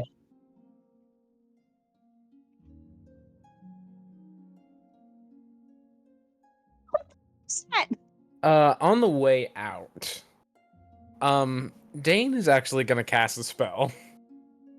Okay, what do you cast? Locate object. Okay, what are you trying to locate? Gemstones. Specify. What kind of gemstones? Thick textured ones. I know, That's that's not- what I'm thinking right now. That's technically not what he Is it- said, but go ahead. So, I will say, if you just say gemstones, there's like quartz that you could just go grab. But if you want to specify the gemstone, there may be more benefits. I have an idea in my head, but my brain is like not wanting to work. I wanted to say sapphire, but that's not the one that Dein would pick. Moonstone, maybe? Uh, Sapphire, ruby, like moonstone, opal,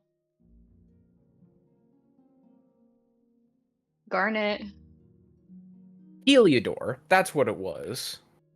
What the fucking geologist fuck Heliodor?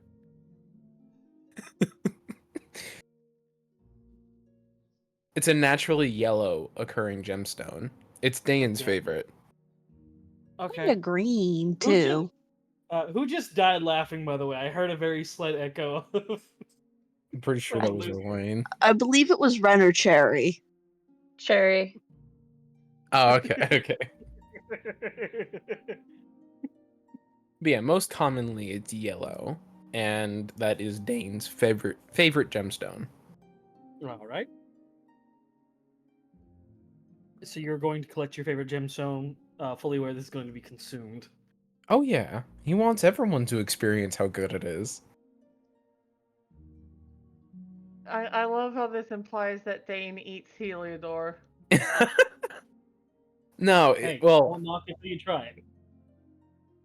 he's just more dwarvish in nature, so he counts like that kind of thing as like an experience, and so why not have someone else experience it in that same regard? Anyway, so locate object. It's a second level. Yeah, describe or name an object that is familiar to you. You sense the direction of the object's location as long as that object is within 1,000 feet of you.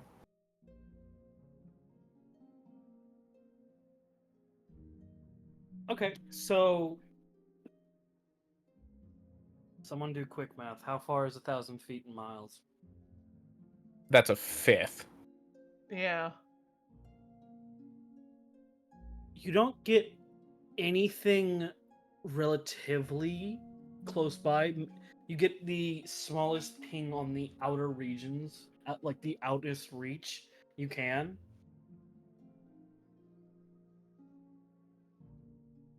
Hmm. Are there a...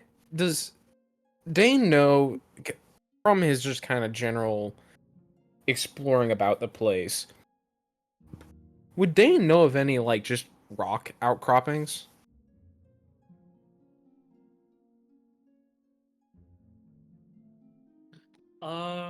Give me a survival check. Oh, bet. Okay. Because I feel like this would be like a very like survivalist type of Oh, role. definitely, yeah. Does Dane get advantage because he's part dwarf? Fucking go for it. Yeah, let's go. Dorks. God, I needed it. Oh my god. You did terrible either way. I rolled my lucky number. I'm happy.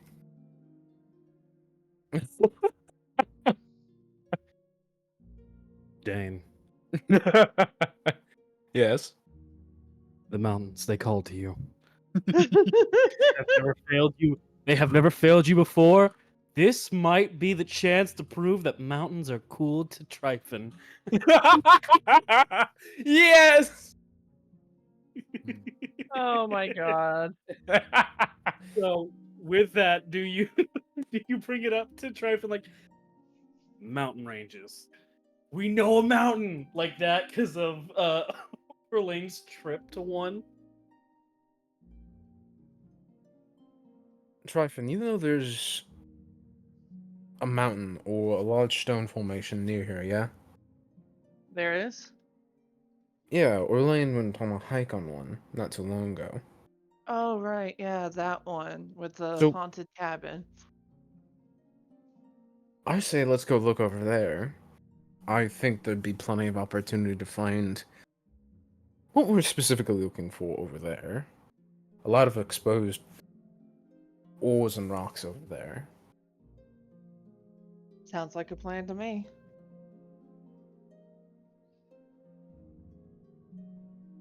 So you both head off that direction. Yeah, which way is that direction? This way. Which way? Oh, that way. Okay, cool. I gotcha. Technically, it is this way and then directly down. Okay, So- I gotcha. I will make you both invisible, and you two set off. Both of you We're give going me. on our trip in our favorite rocket ship.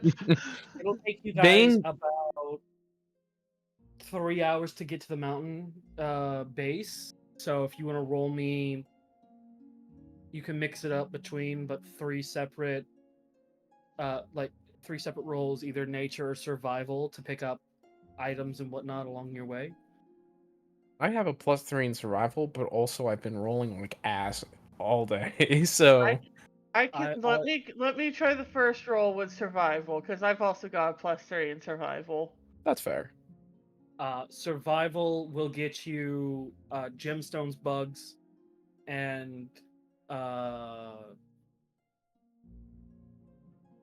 basically mapping areas Okay. of possible interest. With the 17, you can pick one of those three. Well, we went there to look for gemstones. Yeah. So you pick up a little stone. Yes. You ruby, not a big one, about the size of the center of your palm. That's a pretty big ruby. Yeah. Hold on.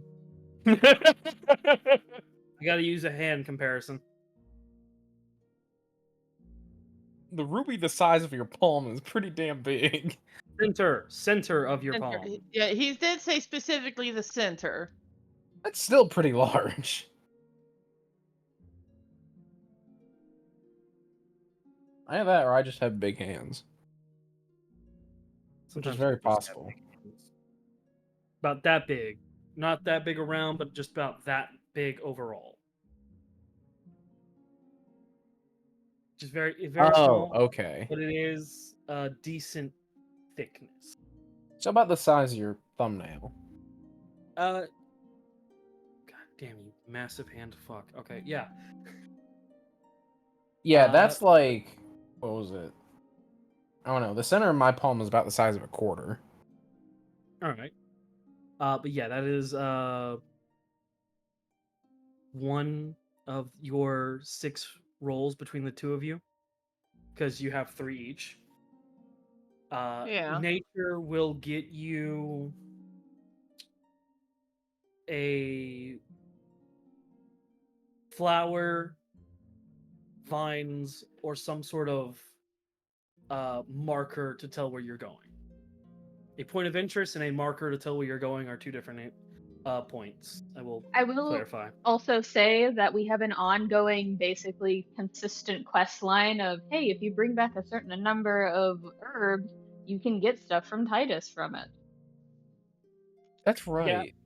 Herbs are how you get your potions. Dein hasn't shown that flower of haste to Titus yet. No, you have not. I gotta remind myself to do that when he gets back.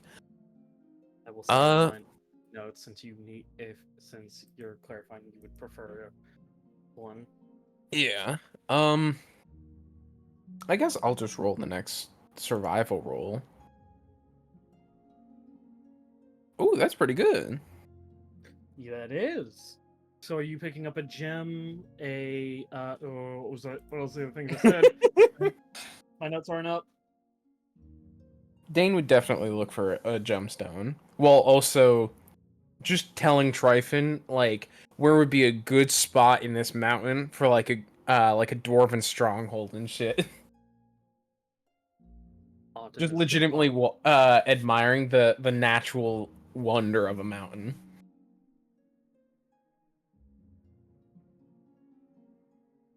All right.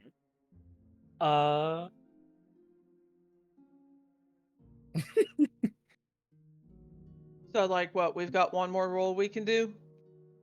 No, you both have 3 rolls. Oh, okay.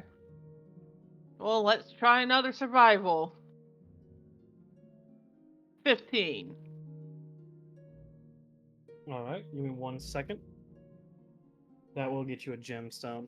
What was the other thing I said outside of gemstones? Fuck. You said a mark of interest, gemstones, and then it was. No, that was nature. Something to do with maps. No, that's No, that was nature. the place of interest. Survival is point of interest, like something like, oh, we can investigate that area later. A nature version of that is you basically mark a pathway so that if you do this travel area again, you're like, okay, we don't need to take as long, the initial length.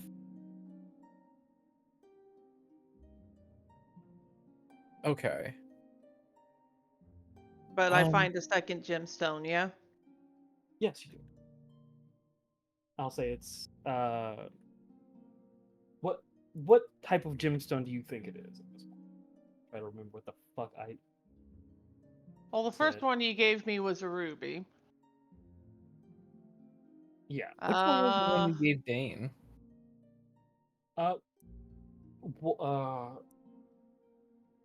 I'd say you're still in the ruby area, so it's probably a ruby as well. Okay. Higher rolled, so it's probably just like a bit bigger. Okay. For Tryphon, you're on hour 2. You guys are essentially hour 2 into the walk, so you're gonna find closer to orange quartzes Ooh. and some sapphires. Hey, Beth. Flora and herbs, by the way, that's what the fucking nature one I was getting caught up on. So, flora and herbs, path markers, gemstones, point of interest, and Okay, Hey, we'll Yufi. just say rations.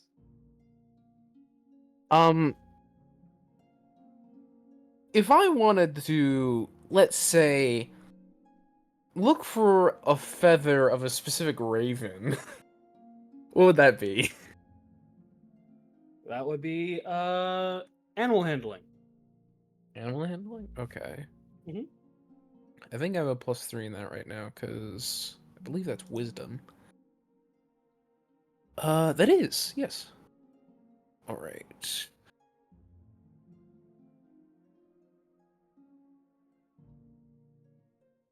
Damn! Nope. Nothing. I will softly remind Orlain, yes, it is odd, but this place used to be a desert. These are desert gems. I mean, you could still technically consider it a desert. It's probably just a cold desert. Desert but cold. Ironically, yeah. I mean, Arctic deserts do exist. Yeah. Yeah. Alright. So what do you guys do now?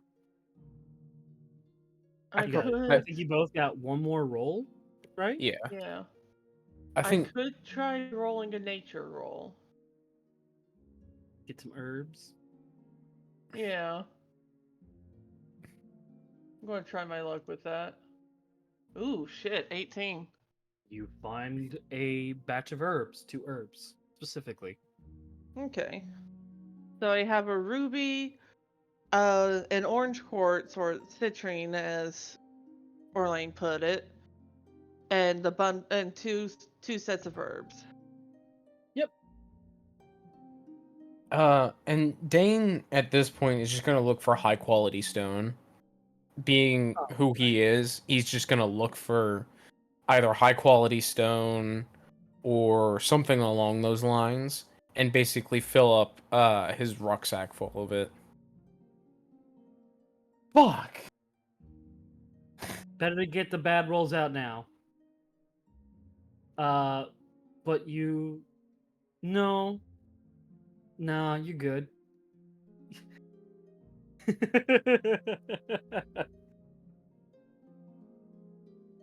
You don't fine. find any stones of what you're looking for. I will say you guys do get to the mountain pass. Give me 1 second. I don't have any other map outside of this one, and this is gonna be fun. No, be Ooh. gone. Ooh. Oh, that's not good. Is that gone? Did I remove that? I shouldn't have.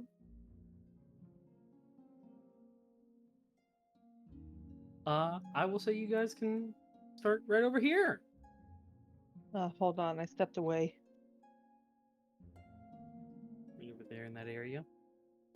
Give me a minute to get back to the computer. I'm giving you a minute. A minute. A minute! The minute. Alright, okay, I see where Dane is. Yep. You guys are free to investigate. I'll look around. See what you can find. Yeah. I think Dane's first instinct, other than what was it, looking for good caves or something along those lines where he could just kind of explore, is looking for animals. What animals are around here? Give me an investigation check. I don't think my investigation is that good on cleric. Nope. That's I could already tell how bad this is gonna be. Oh, okay, that's good. 15. Big ones. You see claw marks along stone, deep stone, as big as your fucking head. Does Dane recognize what creature could have made that? Give me would this be nature or animal handling? Because you're I'd trying to say recognize that's nature. Yeah, give me your nature then. Nature or survival, really? Whichever one you trust more. Definitely survival. I have a +3 in that. Yeah, but that +3's been fucking you over. Never mind.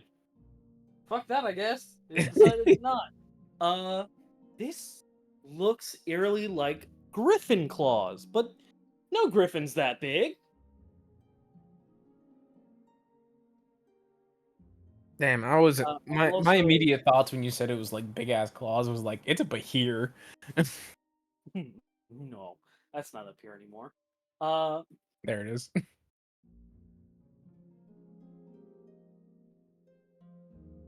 oh god, I lost it. It is similar to a griffin's claw, but much larger.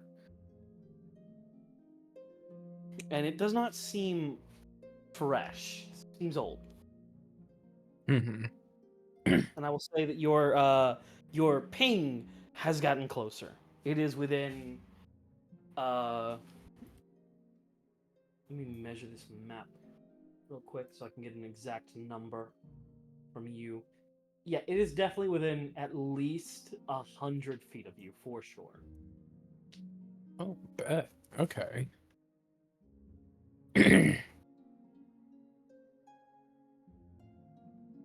It seems to be pinging around this area over here. Ooh. Okay. I am going to say Tryphon, as they are going through the mountain pass, Tryphon is going to just occasionally pick up a rock, shove it in his bag. Okay. Dane's gonna try and look for high quality stones again. Just kind of like looking for any rock that might be good for like carving or like just this is gonna sound weird the way I say it, but malleable stone. I get what you mean. Yeah, like soft rock. It's Like soft and rock, but like not soft rock, but like skipping stones essentially. Something that's thin but not won't break in half the moment you start working with it. no, I was more thinking like in the sense of malleable in stoneworking. So like when I mean high quality stones and stuff, I'm talking like marble or granite, stuff that is easier to work with if you're trying to make it into something. All right. Give me that's I'll say that's a survival check right there. Go ahead and give me one or two of those. Depends on how much you're gonna search. Dane's gonna search. They were sent on a mission, he's gonna do that shit. God bless. That's you get nothing for the first search. If I roll another natural one on this, I'm gonna crash out, I swear. Well, it's not a Well, 1. Dane, you're Uh, doing your heritage wrong here, buddy. well, no, it's fine. Tryphon, what are you doing right now, buddy? He's picking up rocks. As you are picking up rocks, you kind of notice something. A big old footprint right around here. It is the kind of footprint that crushed a rock, but it's no bigger than like it's not like a behemoth's foot. It looks like a normal big dude's foot. Except heavy enough to crush a rock. Mm-hmm.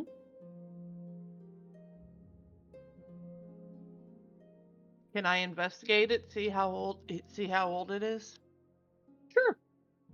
Dane, I'll say every 10, 15 feet you move, I'll let you do another roll. Damn. Immediately moving. That's already one roll. So that's 15. Oof, 8. Nothing really comes to you, so it's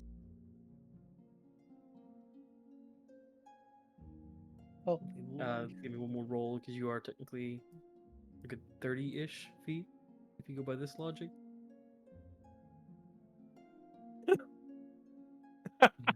It's not this one.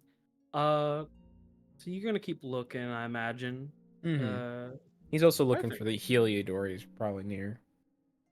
Yeah. You do notice that the ping is kind of starting to come from above, so you imagine it is in this rock, but it's just not on this level. You'd have to climb up. Dana's definitely gonna start climbing.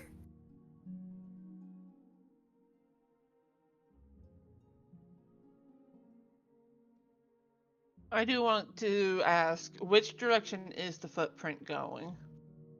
Towards the campfire. Yeah. It's been put out. He's gonna look back to make sure he can see where Dane is, and he's going to be curious. Sees Dane is just climbing up a rock. He'll be Alright, so you fine. climb up the rock.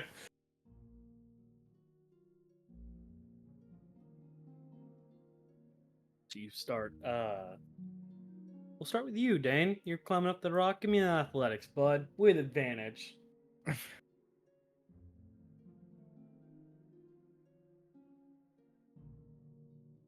All right, there we go. Yeah, I got a 20. All right, you're climbing with ease. Climbing with ease. Nothing's knocking. Nothing's gonna stop you now. I couldn't remember the lyrics to the song. But you do start climbing up there. You make it a good distance to about this ledge where it's starting to ping real loud. And we'll go back to Tryphon for a second. Tryphon, what are you doing? He's taking a look at the campsite. He's What are you investigating. Go ahead and give me that investigation check. Are you specifying your investigation, or is it just general investigation? Well, mostly just trying to see how long it's been, who might have been here. Just so I guess a general investigation. Yep. 14. Do you want to know how long it's been, or just the what was the other thing you're looking for? Because it immediately escaped my brain. Who might have been there? Who might have been there? Which one are you looking to aim for the most out of this general? How long it's been since they've been there? Recent. Say maybe a day or two. All right then. And you do you turn around after you get this?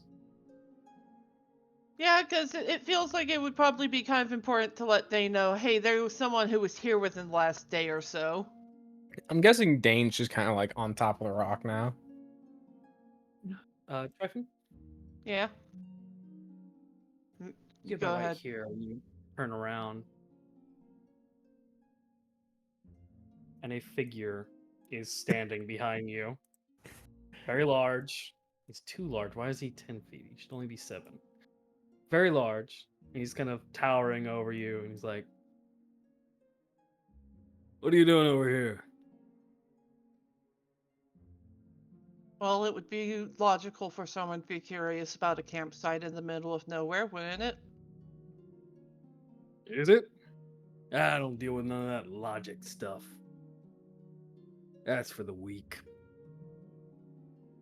I can tell. So who are you? Name's Tryphon. Who are you? Tryphon. Hold on one second. And you see this is a dude, a large man in shorts, like cargo shorts, and a Hawaiian t-shirt. My type of man. And you see him reach into his Hawaiian shirt and just pull out like a little. It's the size of his palm, but it would be like a full book in your hand. It opens, so he goes, Tryphon. Ah, yeah, you're on the no-kill list. Cool. And he puts it back in his thing. Excuse me? You can call me Ro. I'm Rokrin. Wait, hold up. What do you mean I'm on the no-kill list? My boss doesn't want you killed. Who's your boss?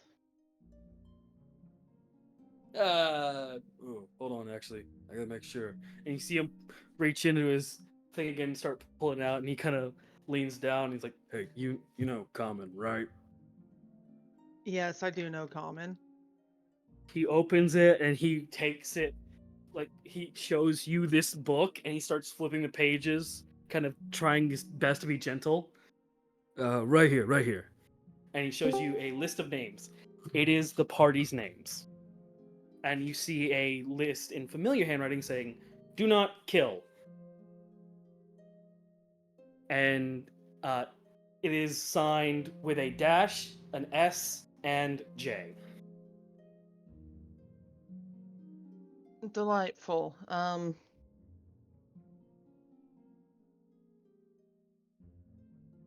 What are you here for? Rocks. Oh, those are good.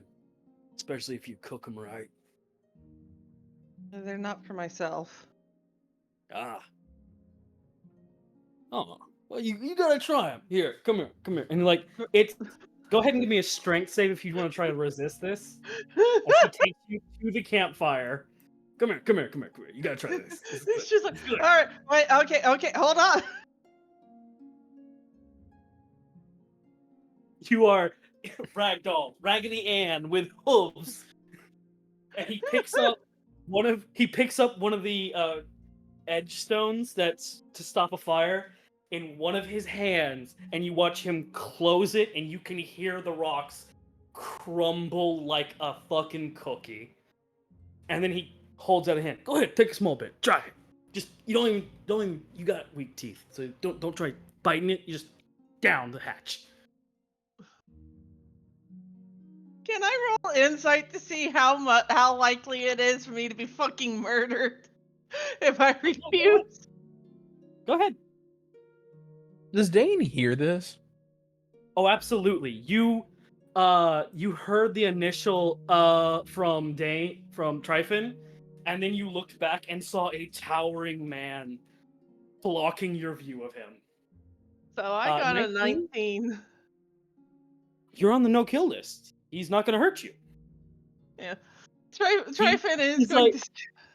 He took time out of his day to pull out the book and go, Tryphon, sound familiar? Yeah, you're on the list. I don't hurt you. It's just like, I'm sorry, I don't think rocks are a good idea for me to eat. Ah, My ex-wife liked them. Well, one of them did. Can't remember which one. Probably the... what is her name? Ah, I remember her name. and then he just mouthful of fucking stones and starts crunching. How far of a jump down from it is it for Dane? 10 feet. 10 feet? 10 feet, yeah. Can Dane make it? From where you are to around here would be the 10 foot.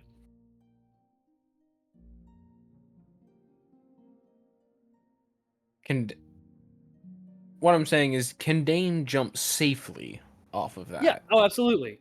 Oh, okay, then yeah, he's gonna jump down. Yeah, you jump down, you kind of thump, and Tryphon, you see Rokrin immediately eyes up to exactly where Dane landed. He kinda does hold a. stands with that towering might, and he'll like, Get behind me, little weak one. Wait, no, that's probably my companion. He's not weak. Well, of course he is. You're both weak. Is he on the list? and like he's asking Tryphon this while pointing at Dane. His name's Dein. Was he on the So- list? He was on the list, yeah. Yes. Okay, cool. Nice. And he like starts clapping. He's like an energetic personal trainer. Yeah. Good to meet you both. I thought Just Shay would have love- all the fun.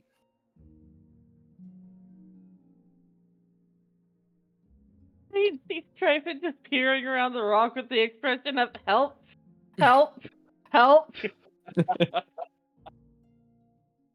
you see Dane just hand over eyes, just kind of face falling, just like, how many characters am I gonna meet in a single day? I was just here running an errand. Well, that's not true. Shade dropped me from the peak and I got bored. He's gonna probably grab me at any moment.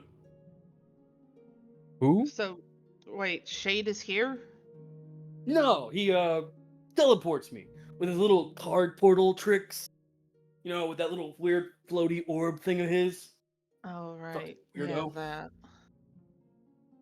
I remember that, yeah.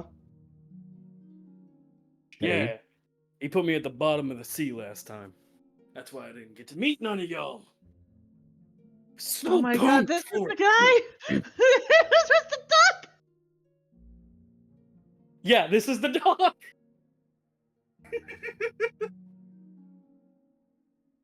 Realization and then exasperation crossing. Lynn, I swear to God, that's not at all what it's referencing, but that is amazing that that's what you, that's a coincidence. Okay. I'm sorry. Yeah, no, this is the dog. Dane and Tryphon instantaneously. You guys recognize this? This is the dog. This happy-go-lucky Goliath of a fucking golden retriever person. Yeah. I think, yeah, no, I remember him going to get you, I suppose. Yeah, he had to dump me on the floor. I had an eel in my mouth. They're good if you cook them right. Chef's kiss. They're delicious. I can vouch for that. Eel is very good. Especially when they're still alive. Oh, the chunks they give you. Tingly. I'd Are you prefer it more alright? with rock spices. Hold on there, little weak one. What are you saying, Horns? I'm just concerned now. Ah, you shouldn't be. I'm not gonna hurt you. What are y'all doing here anyways? I've already asked that. I probably have. If You not, did. what are you doing here? Getting rocks for a friend of ours. Rocks are Come get good. a few rocks, maybe a few gemstones along the way. I also If you want came some to good admire. gemstones, hold on. You want some good gemstones? And you see him kind of look over, and he starts kind of pacing towards where you are. Every step he takes, there's a slight shuffle in the ground. He goes, come on, both of you, come on, over here.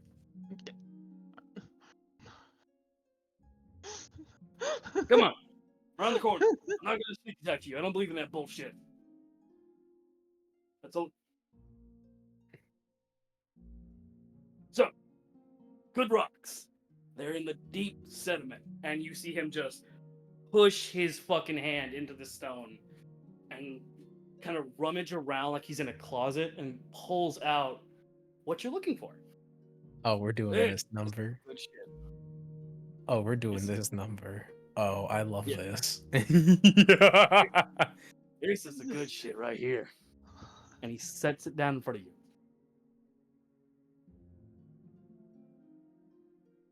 Wait, I thought you don't Here, eat rocks.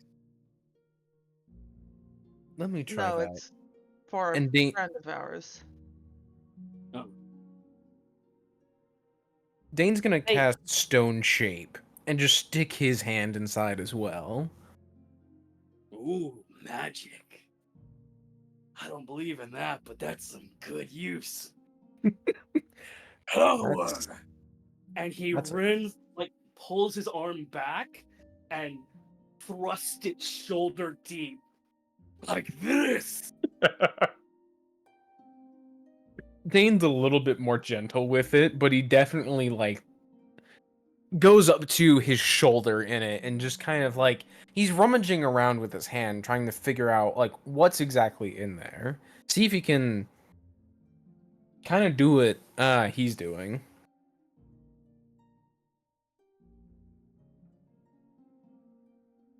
Just Okay, watching this happen. Give me a survival check. All I right. believe in you. God knows I'm gonna need it.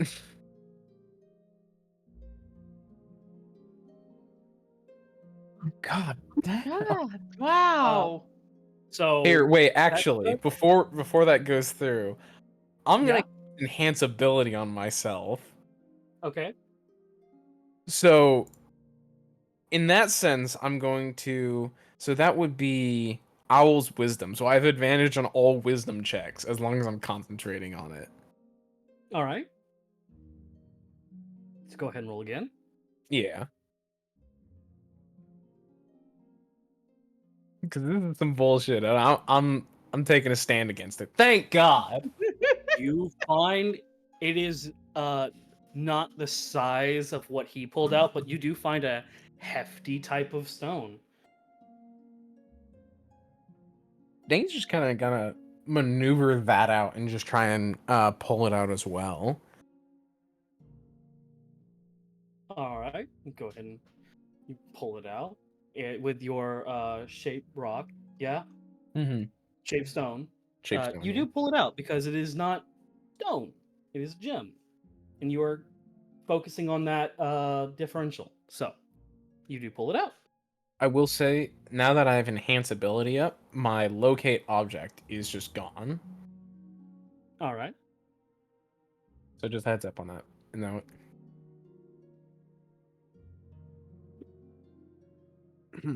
And does go He- pick up the rock that's already been pulled out. Y'all are fun. I think I'm gonna like whenever we do eventually fight. I think y'all are gonna give me a good time. why do we have to fight? Because I serve the strong. And the strong told me, if I'm told to fight you, I fight you. Just between you and me, and like he leans down, just between you and me. I really like fighting.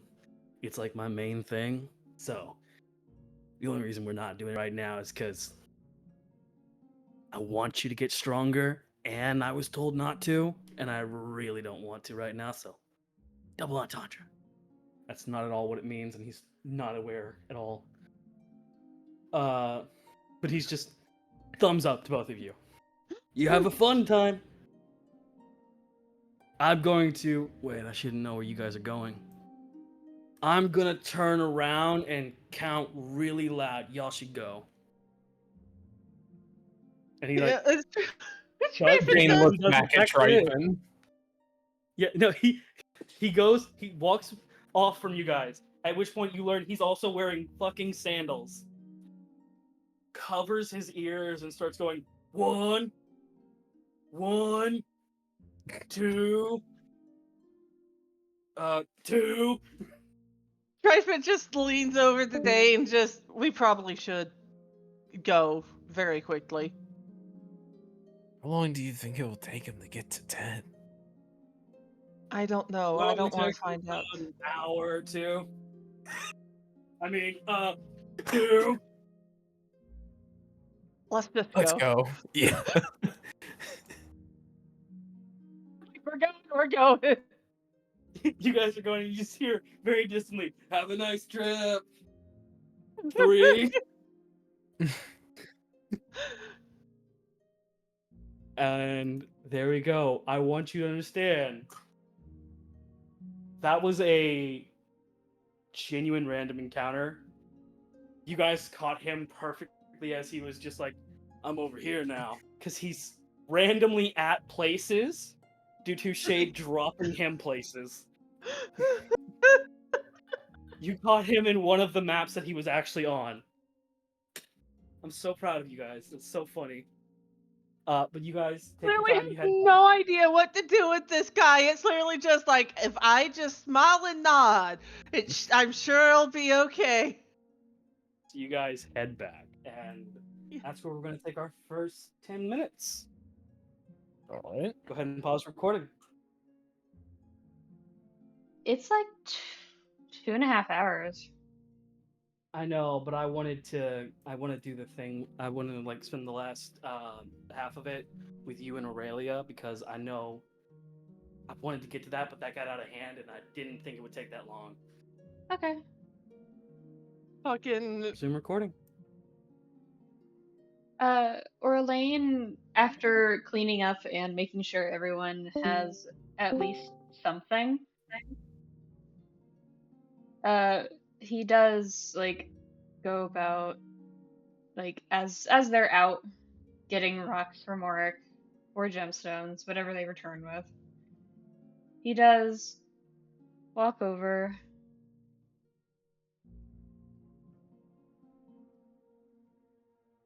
make sure everyone is enjoying the food, making sure everything is according up to snuff. Realizes Aurelia has not stopped by for a drink or a snack, and now on a mission with with food and drink and tow. And then goes Aurelia out and open. Galvin and Rook both pointing outside, Thank you, snitching boys. instantly. How dare they snitch? That's cousin. And Galvin, for Galvin, that's scary. That's scary.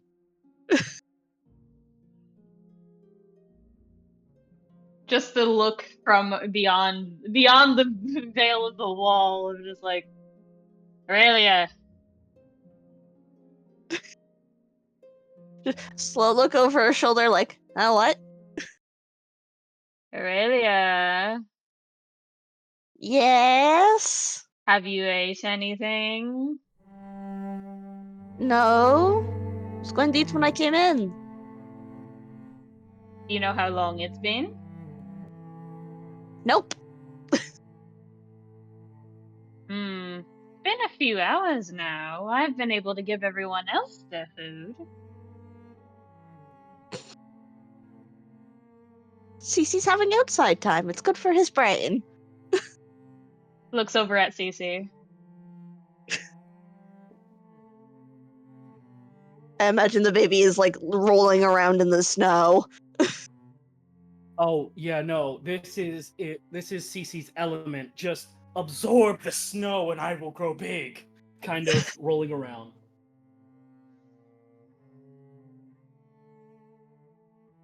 Just like make sure to like be careful because he's still in currently like his rogue attire. So, and he did help with tearing some pieces off of his clothes in the folds to help carry the busted blade so Aurelia did not hurt herself. And just walks over, goes, eat, drink something, and holds out a piece of coffee cake.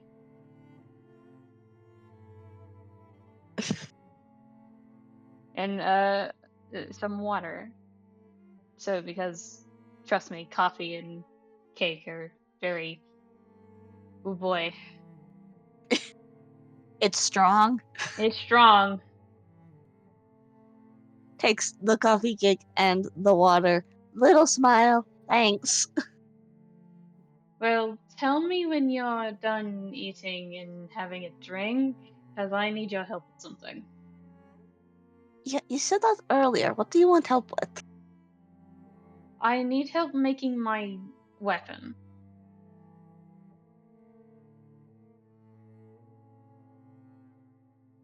Oh, you think you've got all the bits for it? I do. Now, at least. I've put them all in this, like, arrangement of how they're supposed to go, but I can't do it alone, sadly. Looks like I actually might need a master's hand at it, and you seem to be the only master in presence. I mean, I wouldn't say that, but I can certainly do it, yeah. You'll get there. I'm sure, what was it, Blaze would argue otherwise? Blaze says a lot of things. And I mean most of them. There he is. I am attached to the child. I see. I feel like Aurelia would have removed him before Cece went rolling in the snow, but yes. In time real retcon. I am atop the belt. Well, yes, because Aurelia is a hoarder. I am not a hoarder. You're a hoarder. Hey, don't be called hoarder. My bad. No, that one's me. I am.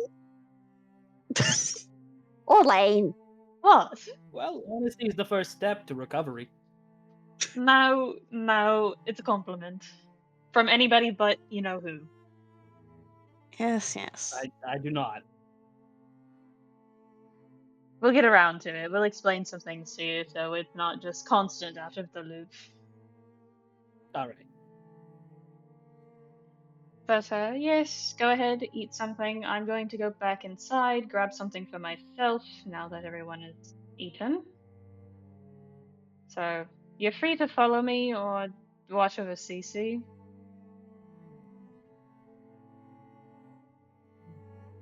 Hey, yo, Aurelia, What? attach me to the child and go with him. I'm bringing the child inside. What do you want from me? I will bring the child inside. You go talk. Go, not talk. That's wrong. Hold on. Go look. You gotta eat, kid. Eat and drink. And they're feeding and watering you. Watering's the wrong word. I'm old. Forgive me. I'm trying to learn. You're doing a great Aurelia- job, sweetheart. Oh, I thought you had walked off. I can't see you. Aurelia's looking at the food in her hands and then looking at Blaze like, are you high? Do you need help? I am looking at the I can't move where you put me. There's You're not a swivel on your belt. You're in a lantern. You can turn around inside the lantern, you whore. Okay, yeah, here, let's try that. And it wiggles from like the side you had it on. He's like, yeah. Okay, that may have worked. Fuck off. But he's now sort of, you can see one of the weak little flame eyes staring out towards you two. Is like, fair enough. I was wrong, and I am admitting it. It's the first step towards recovery, isn't it? I like this one. You throw this one away, I will burn you. You could try. Well, come on then. Let's actually get you some other decent food and not just something easy. And turns and starts to walk.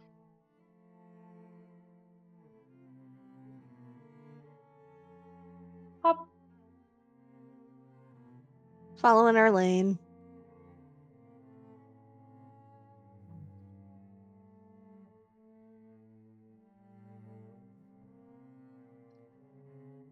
Oh, by the way, Rook, Galen.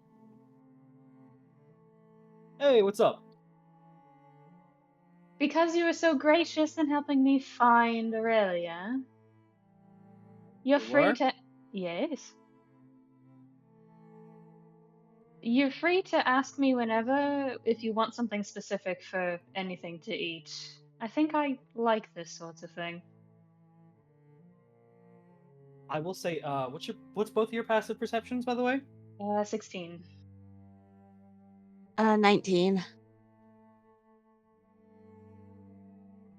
Just barely, Orlain, you kind of focus on what they are. Aurelia, you fully see a small sort of booklet-like box being made.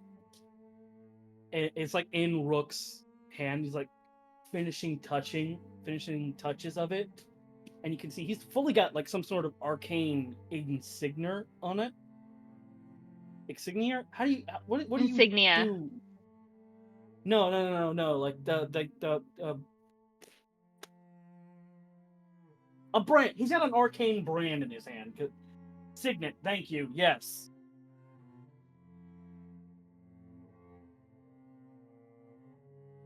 Okay. He has a signet in his hand, kind of using it almost like a stamp. And he is not replying. Galen is doing the replying right now. Well, Orlain did say that if they want anything specific to eat or to drink, just to let him know. He seems to enjoy this. Bacon and pickle juice. Really? Yeah, it's my favorite. Keeps me awake. And also sort of healthy, but not healthy for me. Depends. Evens themselves out. All right. I'll look into it after I get everything settled with my weapon. Alright. Hey, Aurelia, come here. Loading question mark. Why?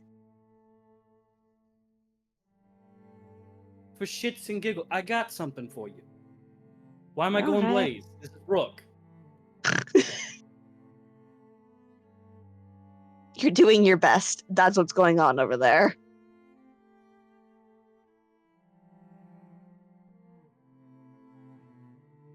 He kind of like reaches for one of your hands without asking for it. He's like, come here, come here, come here, come here, come here.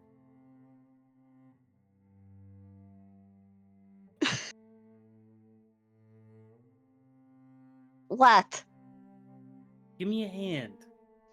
My hands are full, my good bitch. Galen. And Galen's like, not gonna do what Rook does, is just gonna offer like, can I hold those for a second? He does actually need your hand for this. All right. We'll hand Galen the stuff. So you do hand them over, and he's holding them very protectively and gently. And he looks at Orlain and gives a nod of like, I'm no longer scared of you. You're calmer now. Cool. I'm better. I'm being better. But Rook does take your hand, and he goes, "You got magic right now? No? Can you focus magic through your hand right now? Do you know you Probably? can? Do that." And like he has your hand on this little box with the signet still pressed up against it.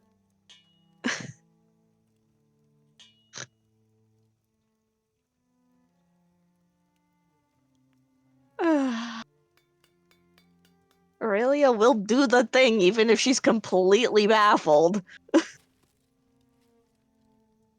As you do, he goes, "So I'm just sorry. I'm forgetting to talk a little bit when I'm doing things. Jumbled brain, focusing on doing rather than speaking. I'm just making sure that you're the only one that can open this."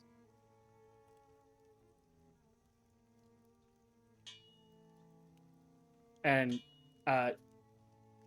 please give me you don't have to give me one right now, actually. Work on a color and a symbol at some point that you believe stands for Aurelia, and that is what is imprinted upon the box and the signet. All right. This is a workshop.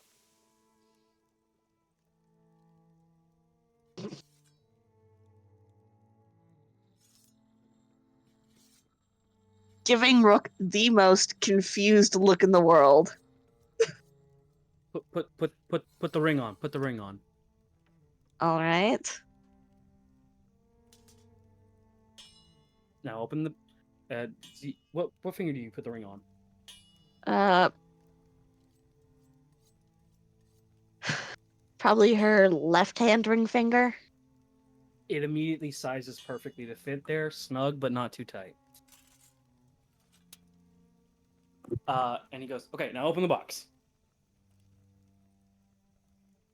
Okay. There's a little like place. There you go. Yeah. And then, like I imagine you do place the signet against the box, and it kind of clicks open. Arcane lock. Only the signet is the key, and the signet is imprinted onto you, so you're the only one that can It's like a 2-step verification. And inside the box is a key. This is a arcane key. I worked on it all last night. And when I was told to take a break, I worked on a vest for Cece because she looked cold.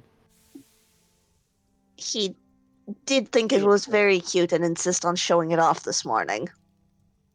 Good. And he kind of like shows off without saying anything. There's a belt loop right here for you to keep the box on. This key is marked with a vortex warp. So it will take you to a designated area. The area, I will warn you, kind of a thing, it's underground. It's something me and Vice were workshopping a long time ago. A home away from home. So there's going to be some stuff there that kind of looks like Vice was going to enjoy it. But Blaze was telling me about how you came from a family of blacksmiths and how you helped forge the Graviton halberd, and I was there for that one. So I thought if someone's going to have the best use for a workshop on the go, it would be you. Also, I don't think you like me, and I want to make sure that we're at least cool, so I show by giving gifts. I mean, I don't dislike you. Yeah. If that's what you're worried about. It is. And he's going to place the key back in the box, close the box, and just hand the box to you entirely. He's like, okay, I've been up for 18 hours. I'm going to go die now. Water first. I'm going to go die after getting some water. And you see him start stumbling off. No, get back here. Stumbles back. Alright. Holds out because he expected this to happen because he was listening for a short time, and actually just holds out a glass of water. It's a small glass, but it's a glass.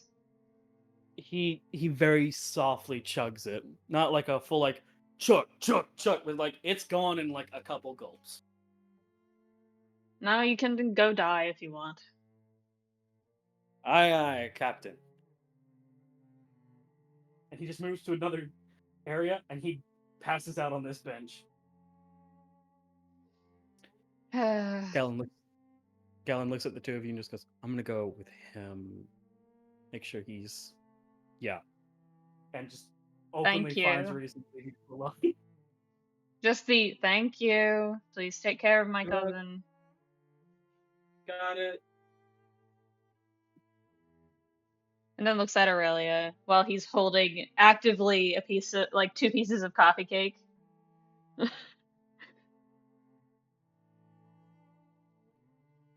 Hello again.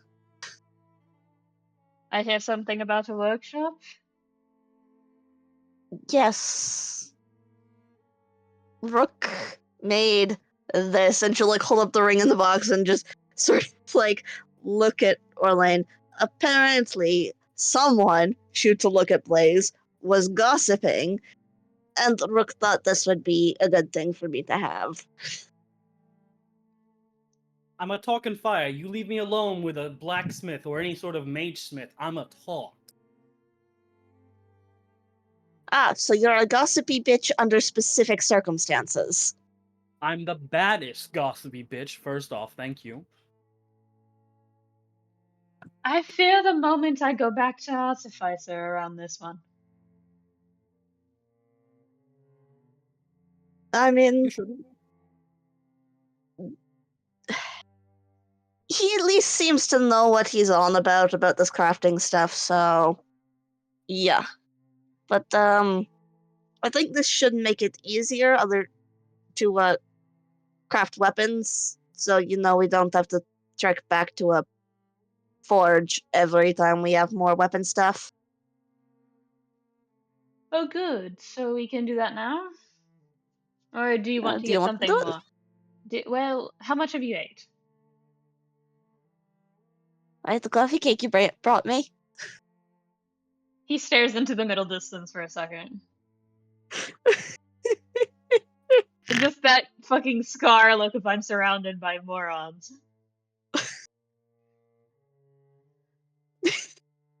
holds out another piece of coffee cake and goes, I'm going to go get us something actually good to eat from what I have made. So All please, right. you're welcome to go into your workshop, but I am going to follow you. I mean, I figured that's what would happen, but I, I'm not totally clear on how it works, so I think we should go in at the same time. I'll wait for Alright. you. And he just kind of goes back over, grabs more fruit, like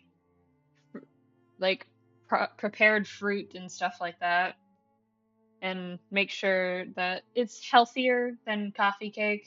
Grabs some water, chugs his own glass, and brings one with him because, again, coffee cake. It'll keep you awake and it'll taste good, but man,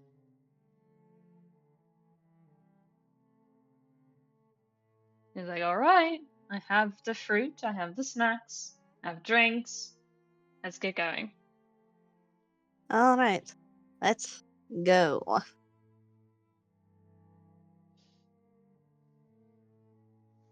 Off to the forge we go. Wee. Definitely wasn't explaining things twice and then remembered that I was muted. He explained it that it is a key with a vortex warp to a specific location. Basically, it's you put the key into a keyhole or any door that it can fit into, you turn it, it'll activate the magic, and it'll open it up to the compact forge or compact workshop. He also specified that it was a place that was essentially a home away from home for him and Vice at some point. It was an idea that they had that they just never actually got to working on, finishing up, whatever have you. And I'm gonna say this now. I know there's a massive chunk on the bottom that's empty. I forgot to fix the parchment size. Y'all ready? Yep.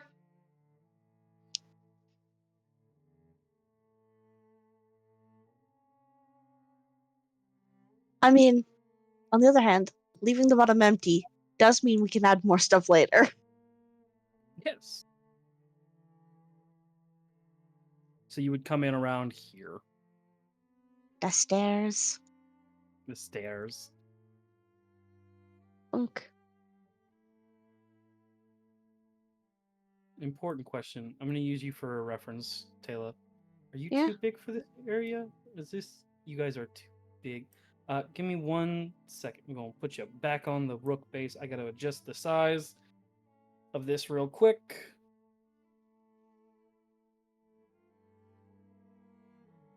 Nope. Fuck. Ignore that. Misinput. Yeah. Yes, sir.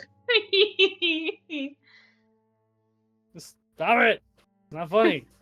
It's a I mean, misinput. it is funny though. Everybody It's calm our- down. It's It's our, misinput. it's our anniversary. We get to bully you as we see fit. Oh, you don't say. I definitely didn't throw together a literal private area for you two to enjoy by yourselves last minute. No. That's definitely not the reason there's a giant mark of fucking parchment missing. It's loading up. This will be our final scene for the night, by the way. You guys interacting in the forge, interacting together, and forging the weapon. So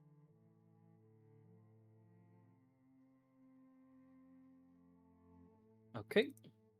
Here we go. Is this better?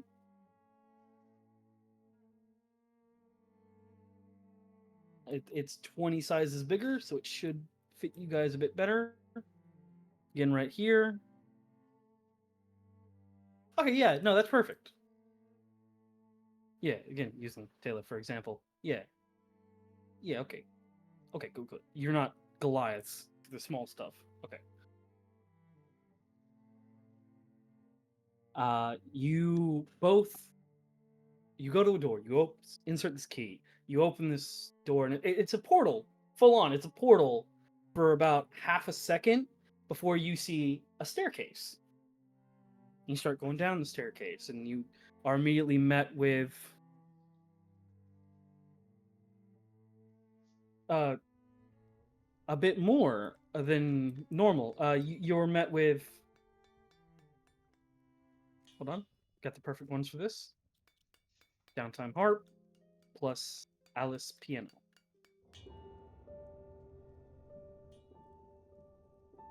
For that whimsy. You are met with a cauldron kind of boiling up smoke and what looks like nauseous green smoke gas, but then you get a whiff and you realize, oh, that's lilac and cotton candy right there. That's a good smell. Whatever your first thought of a good smell is, that is the one that invades your nose first.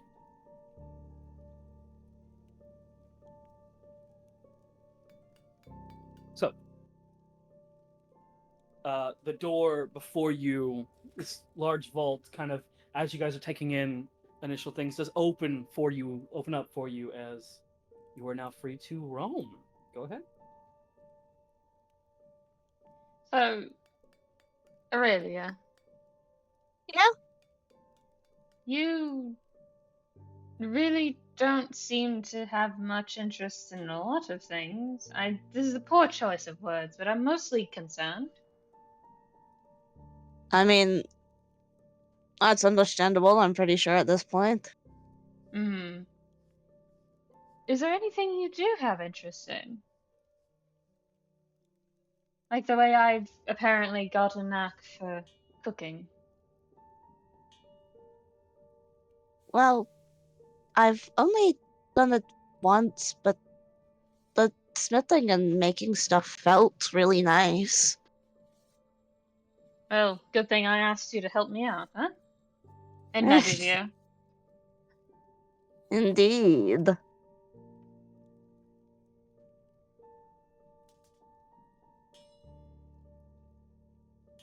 So, I'm pretty sure the items I have make a gun, but I don't know how they go together. I'm pretty sure we can figure it out. I mean, me and Dane worked out how to make a halberd, and then neither of us knew how to make one when we started, so... Aurelia, do you have Blaze with you? Yes. As far So as you just she's hear- aware, he's an integral part of this process. Yeah. I just had to check because DMs ask dumb questions all the time, but because I'm also forgetful. Blaze just go, oh, I know how to make one of those. Not well, but I do know how to make one. Pretty. It's a lot of fastening and parts more than it is smelting things together. If it works, it works. Yeah, you just need a.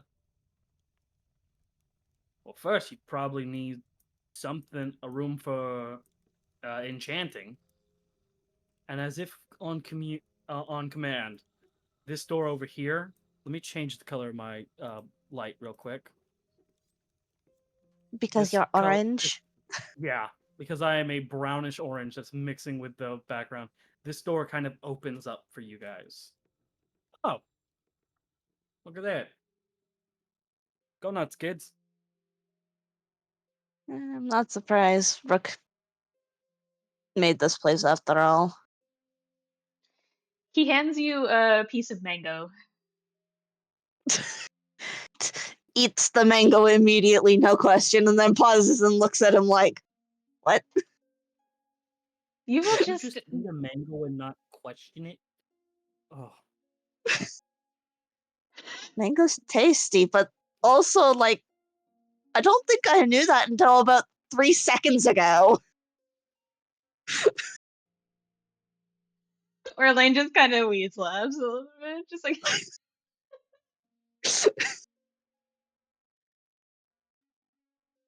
All here's right. this food. As you guys kind of wander off, Blaze is just going, here's this food. All right, numb. Wait, was this poisonous? Oh, what the fuck? And just kind of Orlain mumbles wouldn't poison me. Well, he's living in your head rent free, but that's not from poison. It's a type of poison, I think. Yes, he lives there because he's a team member. What do you want from me? Oof. Orlain gives the same reaction that he did a long time ago to Morik, saying they're just friends. Just the ow.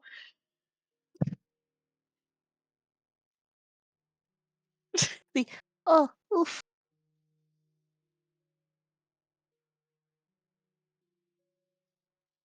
He's just munching on some mango and peaches. Mango and peaches time. So, as you guys enter this room, you do see a bunch of odd peculiarities, peculiar,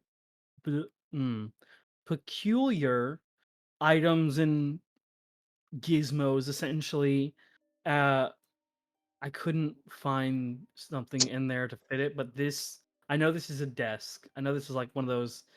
It's got something in it, but this is use your theater of the mind. This is a easel with a kind of inscribing desk, essentially, where you would inscribe something enchantingly. You know what I mean? Mm-hmm. All right. Orlain does like hand her like a couple more pieces of peaches and mango, just like eat, and eat it. Food. She is eating. And then proceeds to, like, with the last piece of peaches, just dust off his hands and that realization of, like, I'm not used to having fruits readily available again. Because you don't dust off your hands with fruit. He's just like, Oh, that's a good one. and then he's just like, Remember to inform everybody I have to kill Nia. Well, might as well happen.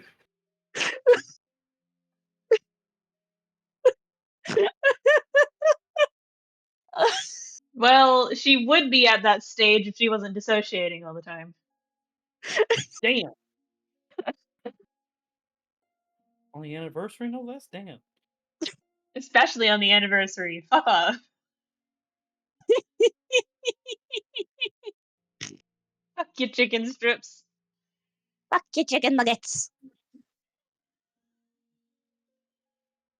Anyway, Orlain is going to like use a part of the rogue outfit and just to wipe off his hands a little bit because he forgot to bring something like that along because he didn't realize he had to be so active in the effort. Um, but does take out the parts necessary for the gun because he did bring those with him because he knew what he was doing today. And just, all right, do you know what you're doing here? Or do I have to do it?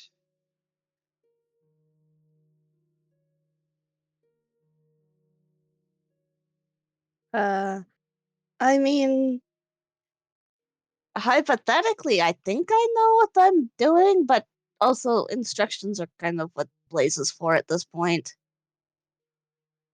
All right. So Orlain is This- going to set the pieces down in like that same manner of when he put them together the night before, but not completely together, just in case there needs to be an inscription. All right. So you kind of, it's easy to figure out that the stock and barrel go together. They kind of almost fuse together. Uh,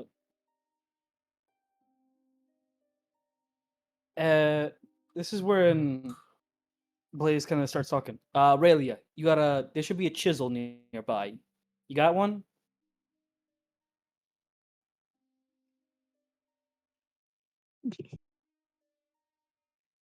How hard do we have to look to find the chisel? Uh, DC 5, you can find it. Your passive succeeds. Yeah, it's readily available on the desk for enchanting.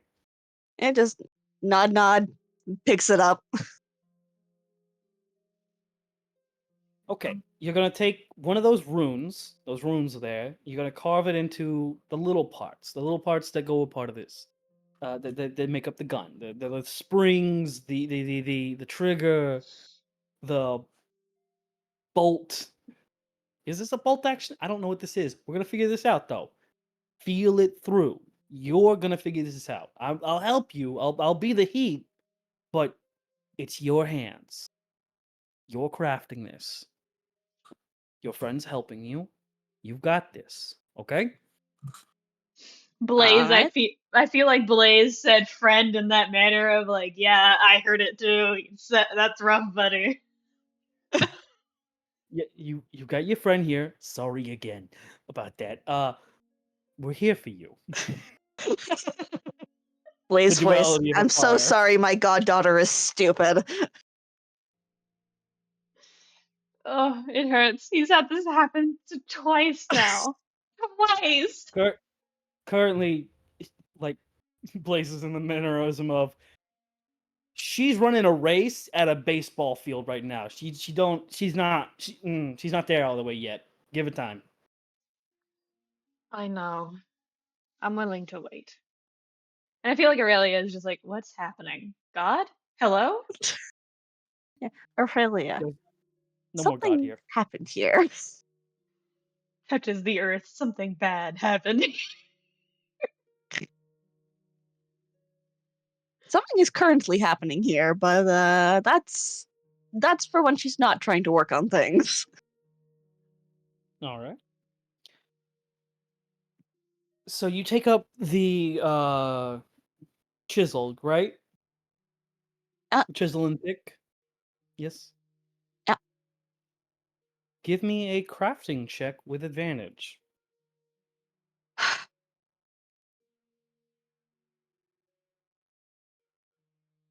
I think that would be either that would be Dex, right? Dex with advantage? And possibly my proficiency bonus depending on the tool set involved. I've just been reminded by my own self. I'm like, wait, what do you mean it's Dex? Give me a performance. I'm sorry. Give me a performance check with advantage. Performance is charisma. That never makes sense for me for stuff like this. You can also do sleight of hand because it is a lot of hand motions and work. Doesn't change the bonus at all. But okay, that does make more sense. Okay, so give me sleight of hand. And again with advantage and all that. So 16 plus the 8 of Blaze, 21. Yeah, you do this. You do this.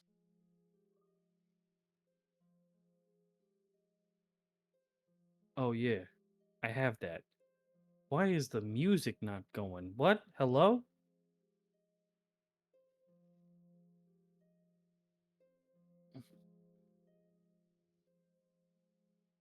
All right. I guess it's not going.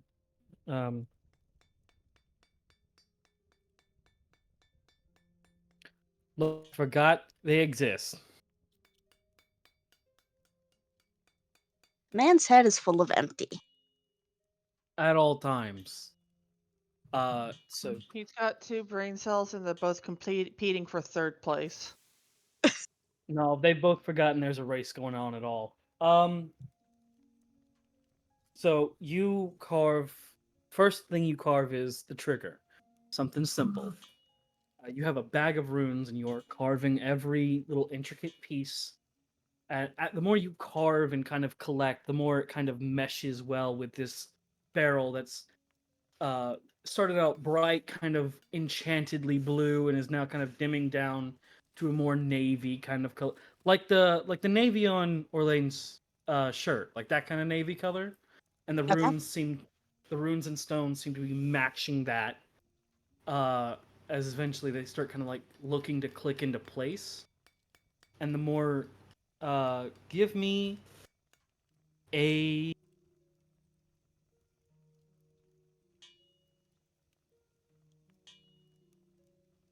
another sleight of hand check. No advantage this time. Just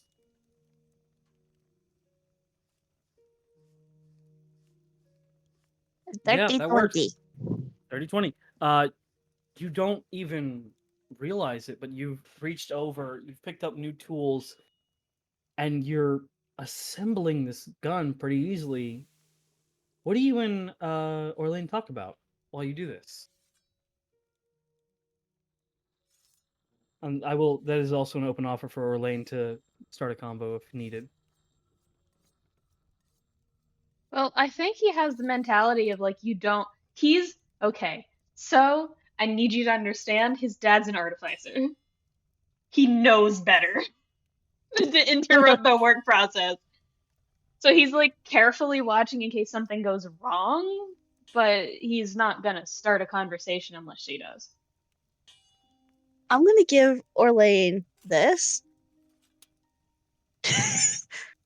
She looks like she's here, like she's present in this moment. There's no disassociation going on right now. All right. She's vibing. She's having a genuinely good time doing this. He'll just note it for later and bring it up when it's a proper time to. Aurelia, as you're putting these pieces together, you can hear a masculine and feminine voice kind of speaking in your ears. The feminine one kind of speaking up first. Hey, watch your fingers. You need those. You need those so that so you can grab onto a spear later. We're training afterwards. You are training after this, right?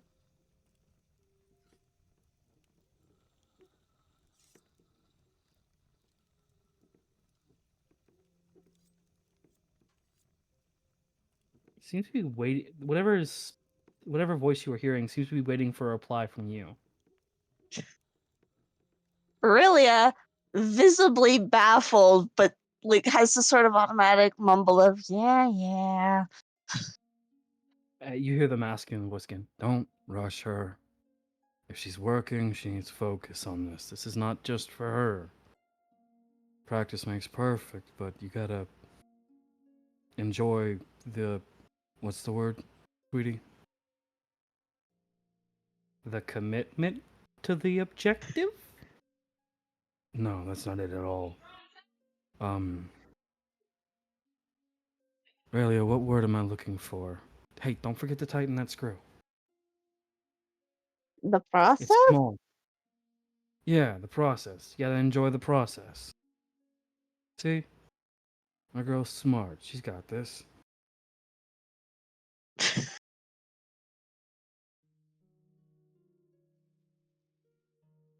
My screws are just loose, they're not missing. They're not, no, but it's small screws. You lose those things, it's like losing a wrench head. It's gone forever. They're not. It's just the voice following you and kind of that. They're not gone forever. You just lost them. They're gone forever. They disappear into the ether. They're in the Hold- void now. They're with cherish Clemency. Some weirdo with a shovel's holding them right now. Please, The no! mice that live in the floorboards take them. You can't say that to me. What? Me?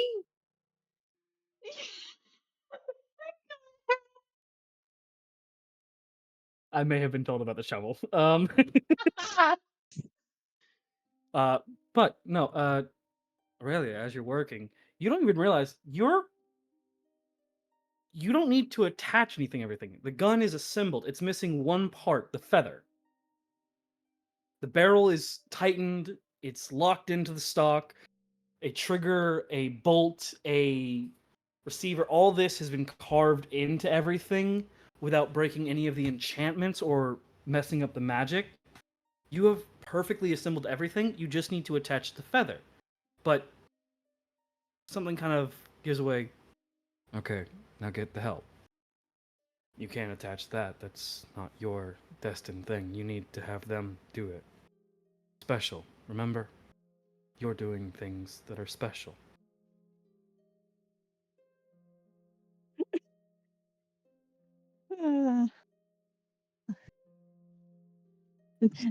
Nodding to herself and then looking at Orlain and goes, the next part you have to do. The moment she looks over at him for a brief second with her 19 passive perception, he's not hiding it so much as she was working. He had no reason to shy away from it. He was looking at her the same way that he used to look at Morik when he wasn't so open about it. Oh God.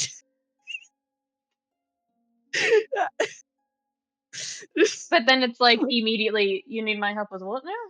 With confusion. You have to attach the last part because it's for you. All right. Is it the feather? Yes. I see. And he just takes it out of his hair. That is its safe zone. What is everybody gonna do? Touch his hair? No. He's basically black coated. Get the fuck away from him. You only touch the hair if you're invited to touch the hair. Basically, Shut up. But he I does like vividly remember you and someone we both know talking about the thickness, or what was it? the texture. Text. Yeah. See. Shut up. Anyway, the way that I just knew what you were talking about. But Orlain does look at her with the expression of, "That's great, but I don't know what I'm supposed to do."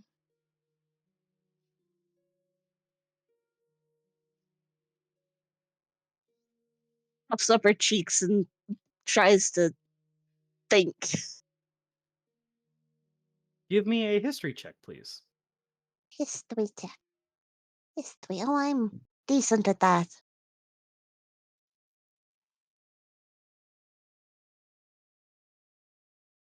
I got a 10.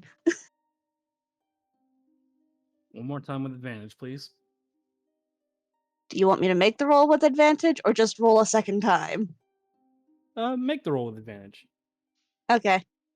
Why do I hear a phone vibrating, but I'm holding my fucking phone? What's happening? Hello? I assume you hear a different sound somewhere. I got a 19. There's no more doubt in your mind. You've heard about them from Noctis. You've asked about them. You know that this has to be them. And the masculine voice you can only assume is your father's goes, place it where the magic is the strongest. Have them use it to infuse the magic. Their own magic with the peak of the weapon's point. You're trying to combine their essence with its core, its connection. You are making the tether between wielder and weapon.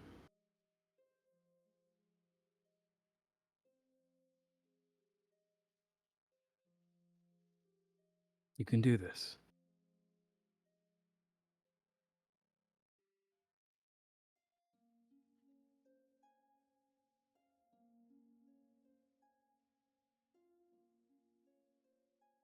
She does repeat what he said to Orlain aside from that last bit and goes, this is weird. Yes, having voices in your head very much is weird. Because he definitely noticed that those words were not her own. Because he knows how she talks. That wasn't it.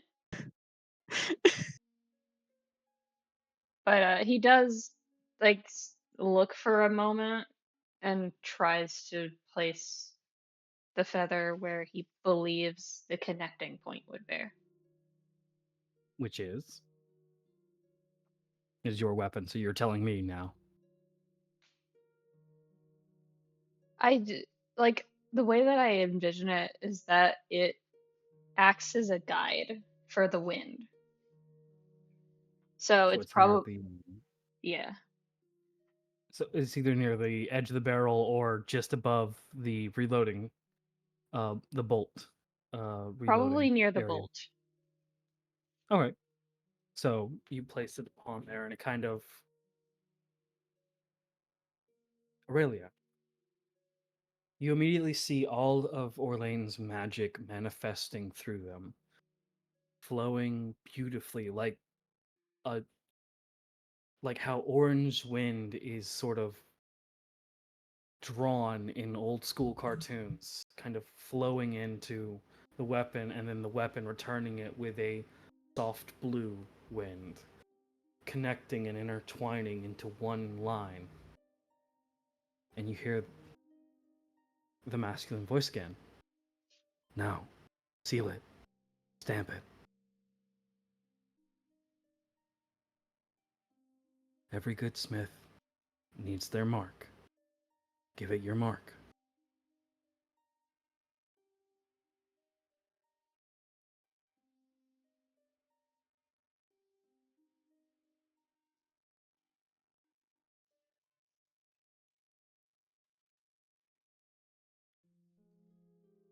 This Her is gonna sound. automatic assumption here, and I think this is again a reflection of her, is the mark on the ring is hers, therefore she should use it to mark other things as well. Ow. That works. So, do you mark it? Where do you Yeah. mark it? Is more specifically, do you mark it upon the stock, the barrel, or somewhere more unique? The feather, because it is a magic marking. So, where do you mark it? Where did Orlain put the feather again? Above the bolt. The bolt slide. Basically, it's one of those rifles where you Okay, lift up, pull back. She marks it just below that, then. So, just below that, on the barrel, or on the stock, just below that. On the stock, yeah. Okay. So Orlain, you're holding this weapon, this thing that you've watched Aurelia kind of, I don't want to say autistically, but like gamer leaned full focused into without even realizing it. Press her hand against the stalk, and there's a soft little smoke begin to rise, and the magic is now completed, and it begins to sort of flow off as. What new clothes appear upon you as you switch over to Druid fully before Aurelia's eyes? I think it's a moment of, whereas the other instances of switching over have been, overnight, or when someone has been like keeping an eye on him when he's been awake, it's been like a gradual shift of like if you lose track of time around him, then there's a likelihood he's just gonna switch classes. This is more of like a blink and you'll miss it. And for Orlain, it's aside from the fucking tits he has now, I guess, he's actually wearing like proper attire for being a huntsman. Um, Oh, tits! what? Blaze from the belt. Did you spawn tits? What the fuck? I thought you were a dude. I think he doesn't address that quite so easily, as he is now wearing kind of a long coat that covers up most of his form. It has an odd design on the front across the off the shoulders look. It looks like the phases of the moon. And just underneath the coat on his shirt is kind of a shifting marker almost that doesn't seem quite like it's fit in yet, as if he doesn't know what's supposed to be there. But it does look like some sort of symbol or iconograph of some kind. And he just, oh, I think I like these. And his voice does sound a little softer.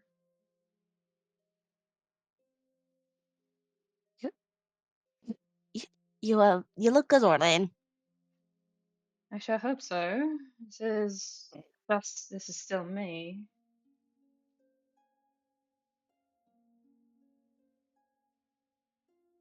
And the first thing that is going to be easily noticed is that he's very glowy. He's basically a walking constellation. Pause. Are you supposed to be glowing? Not sure. We'll get around to that. Is that a problem for later now? The other thing of note, is Aurelia paying attention to all of him or just to him? Yes. Nope, answer the question. She's paying attention to all of them because, like, God, he pretty. Why he pretty? So one of the most easily recognized things now is that there is a streak of black on the right side of his hair. And it is tied back in a loose bun. Little head tilt. I didn't think your hair could get that dark. He just smiles. We'll talk about that later. All right. Now, if you don't mind, we both could use a bit of rest. Especially you. No matter what the voices in your head are telling you. I mean, I don't think they were talking so much as I was remembering stuff that had been said to me, but that's a good point. I'm probably going to be very much picked up by. He pauses. Fiance? We're not married yet. I don't know what to call us. Oh well. At the very least, he's still your boyfriend, so Yes. I could just ask I him about that term. I'm sure he wouldn't mind me using it. yeah. I He just mean, he smiles. clearly adores you. And also, I wouldn't put it above Rook to target spot you when we get back. Why is that? I don't know, it just feels like something he might do. He's my cousin. That's what he does.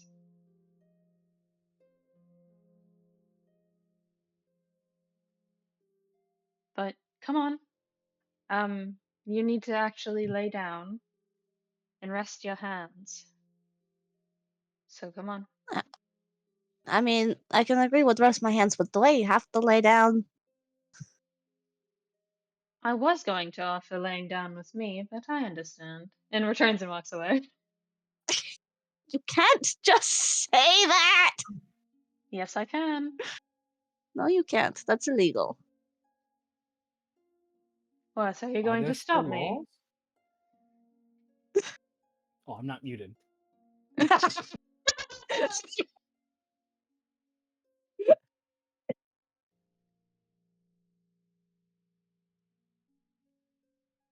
I mean, I wouldn't say I doubt no to laying down with you if that's what you're getting at. I'm either going to be stolen by my boyfriend or, stolen by my cousin, so.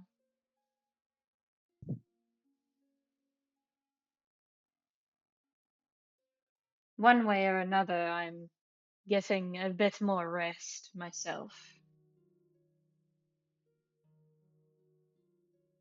Yeah. And then just goes to head out. I think the scent that catches him from the cauldron is the scent of Clyde's workshop. It is the source of most comfort for him.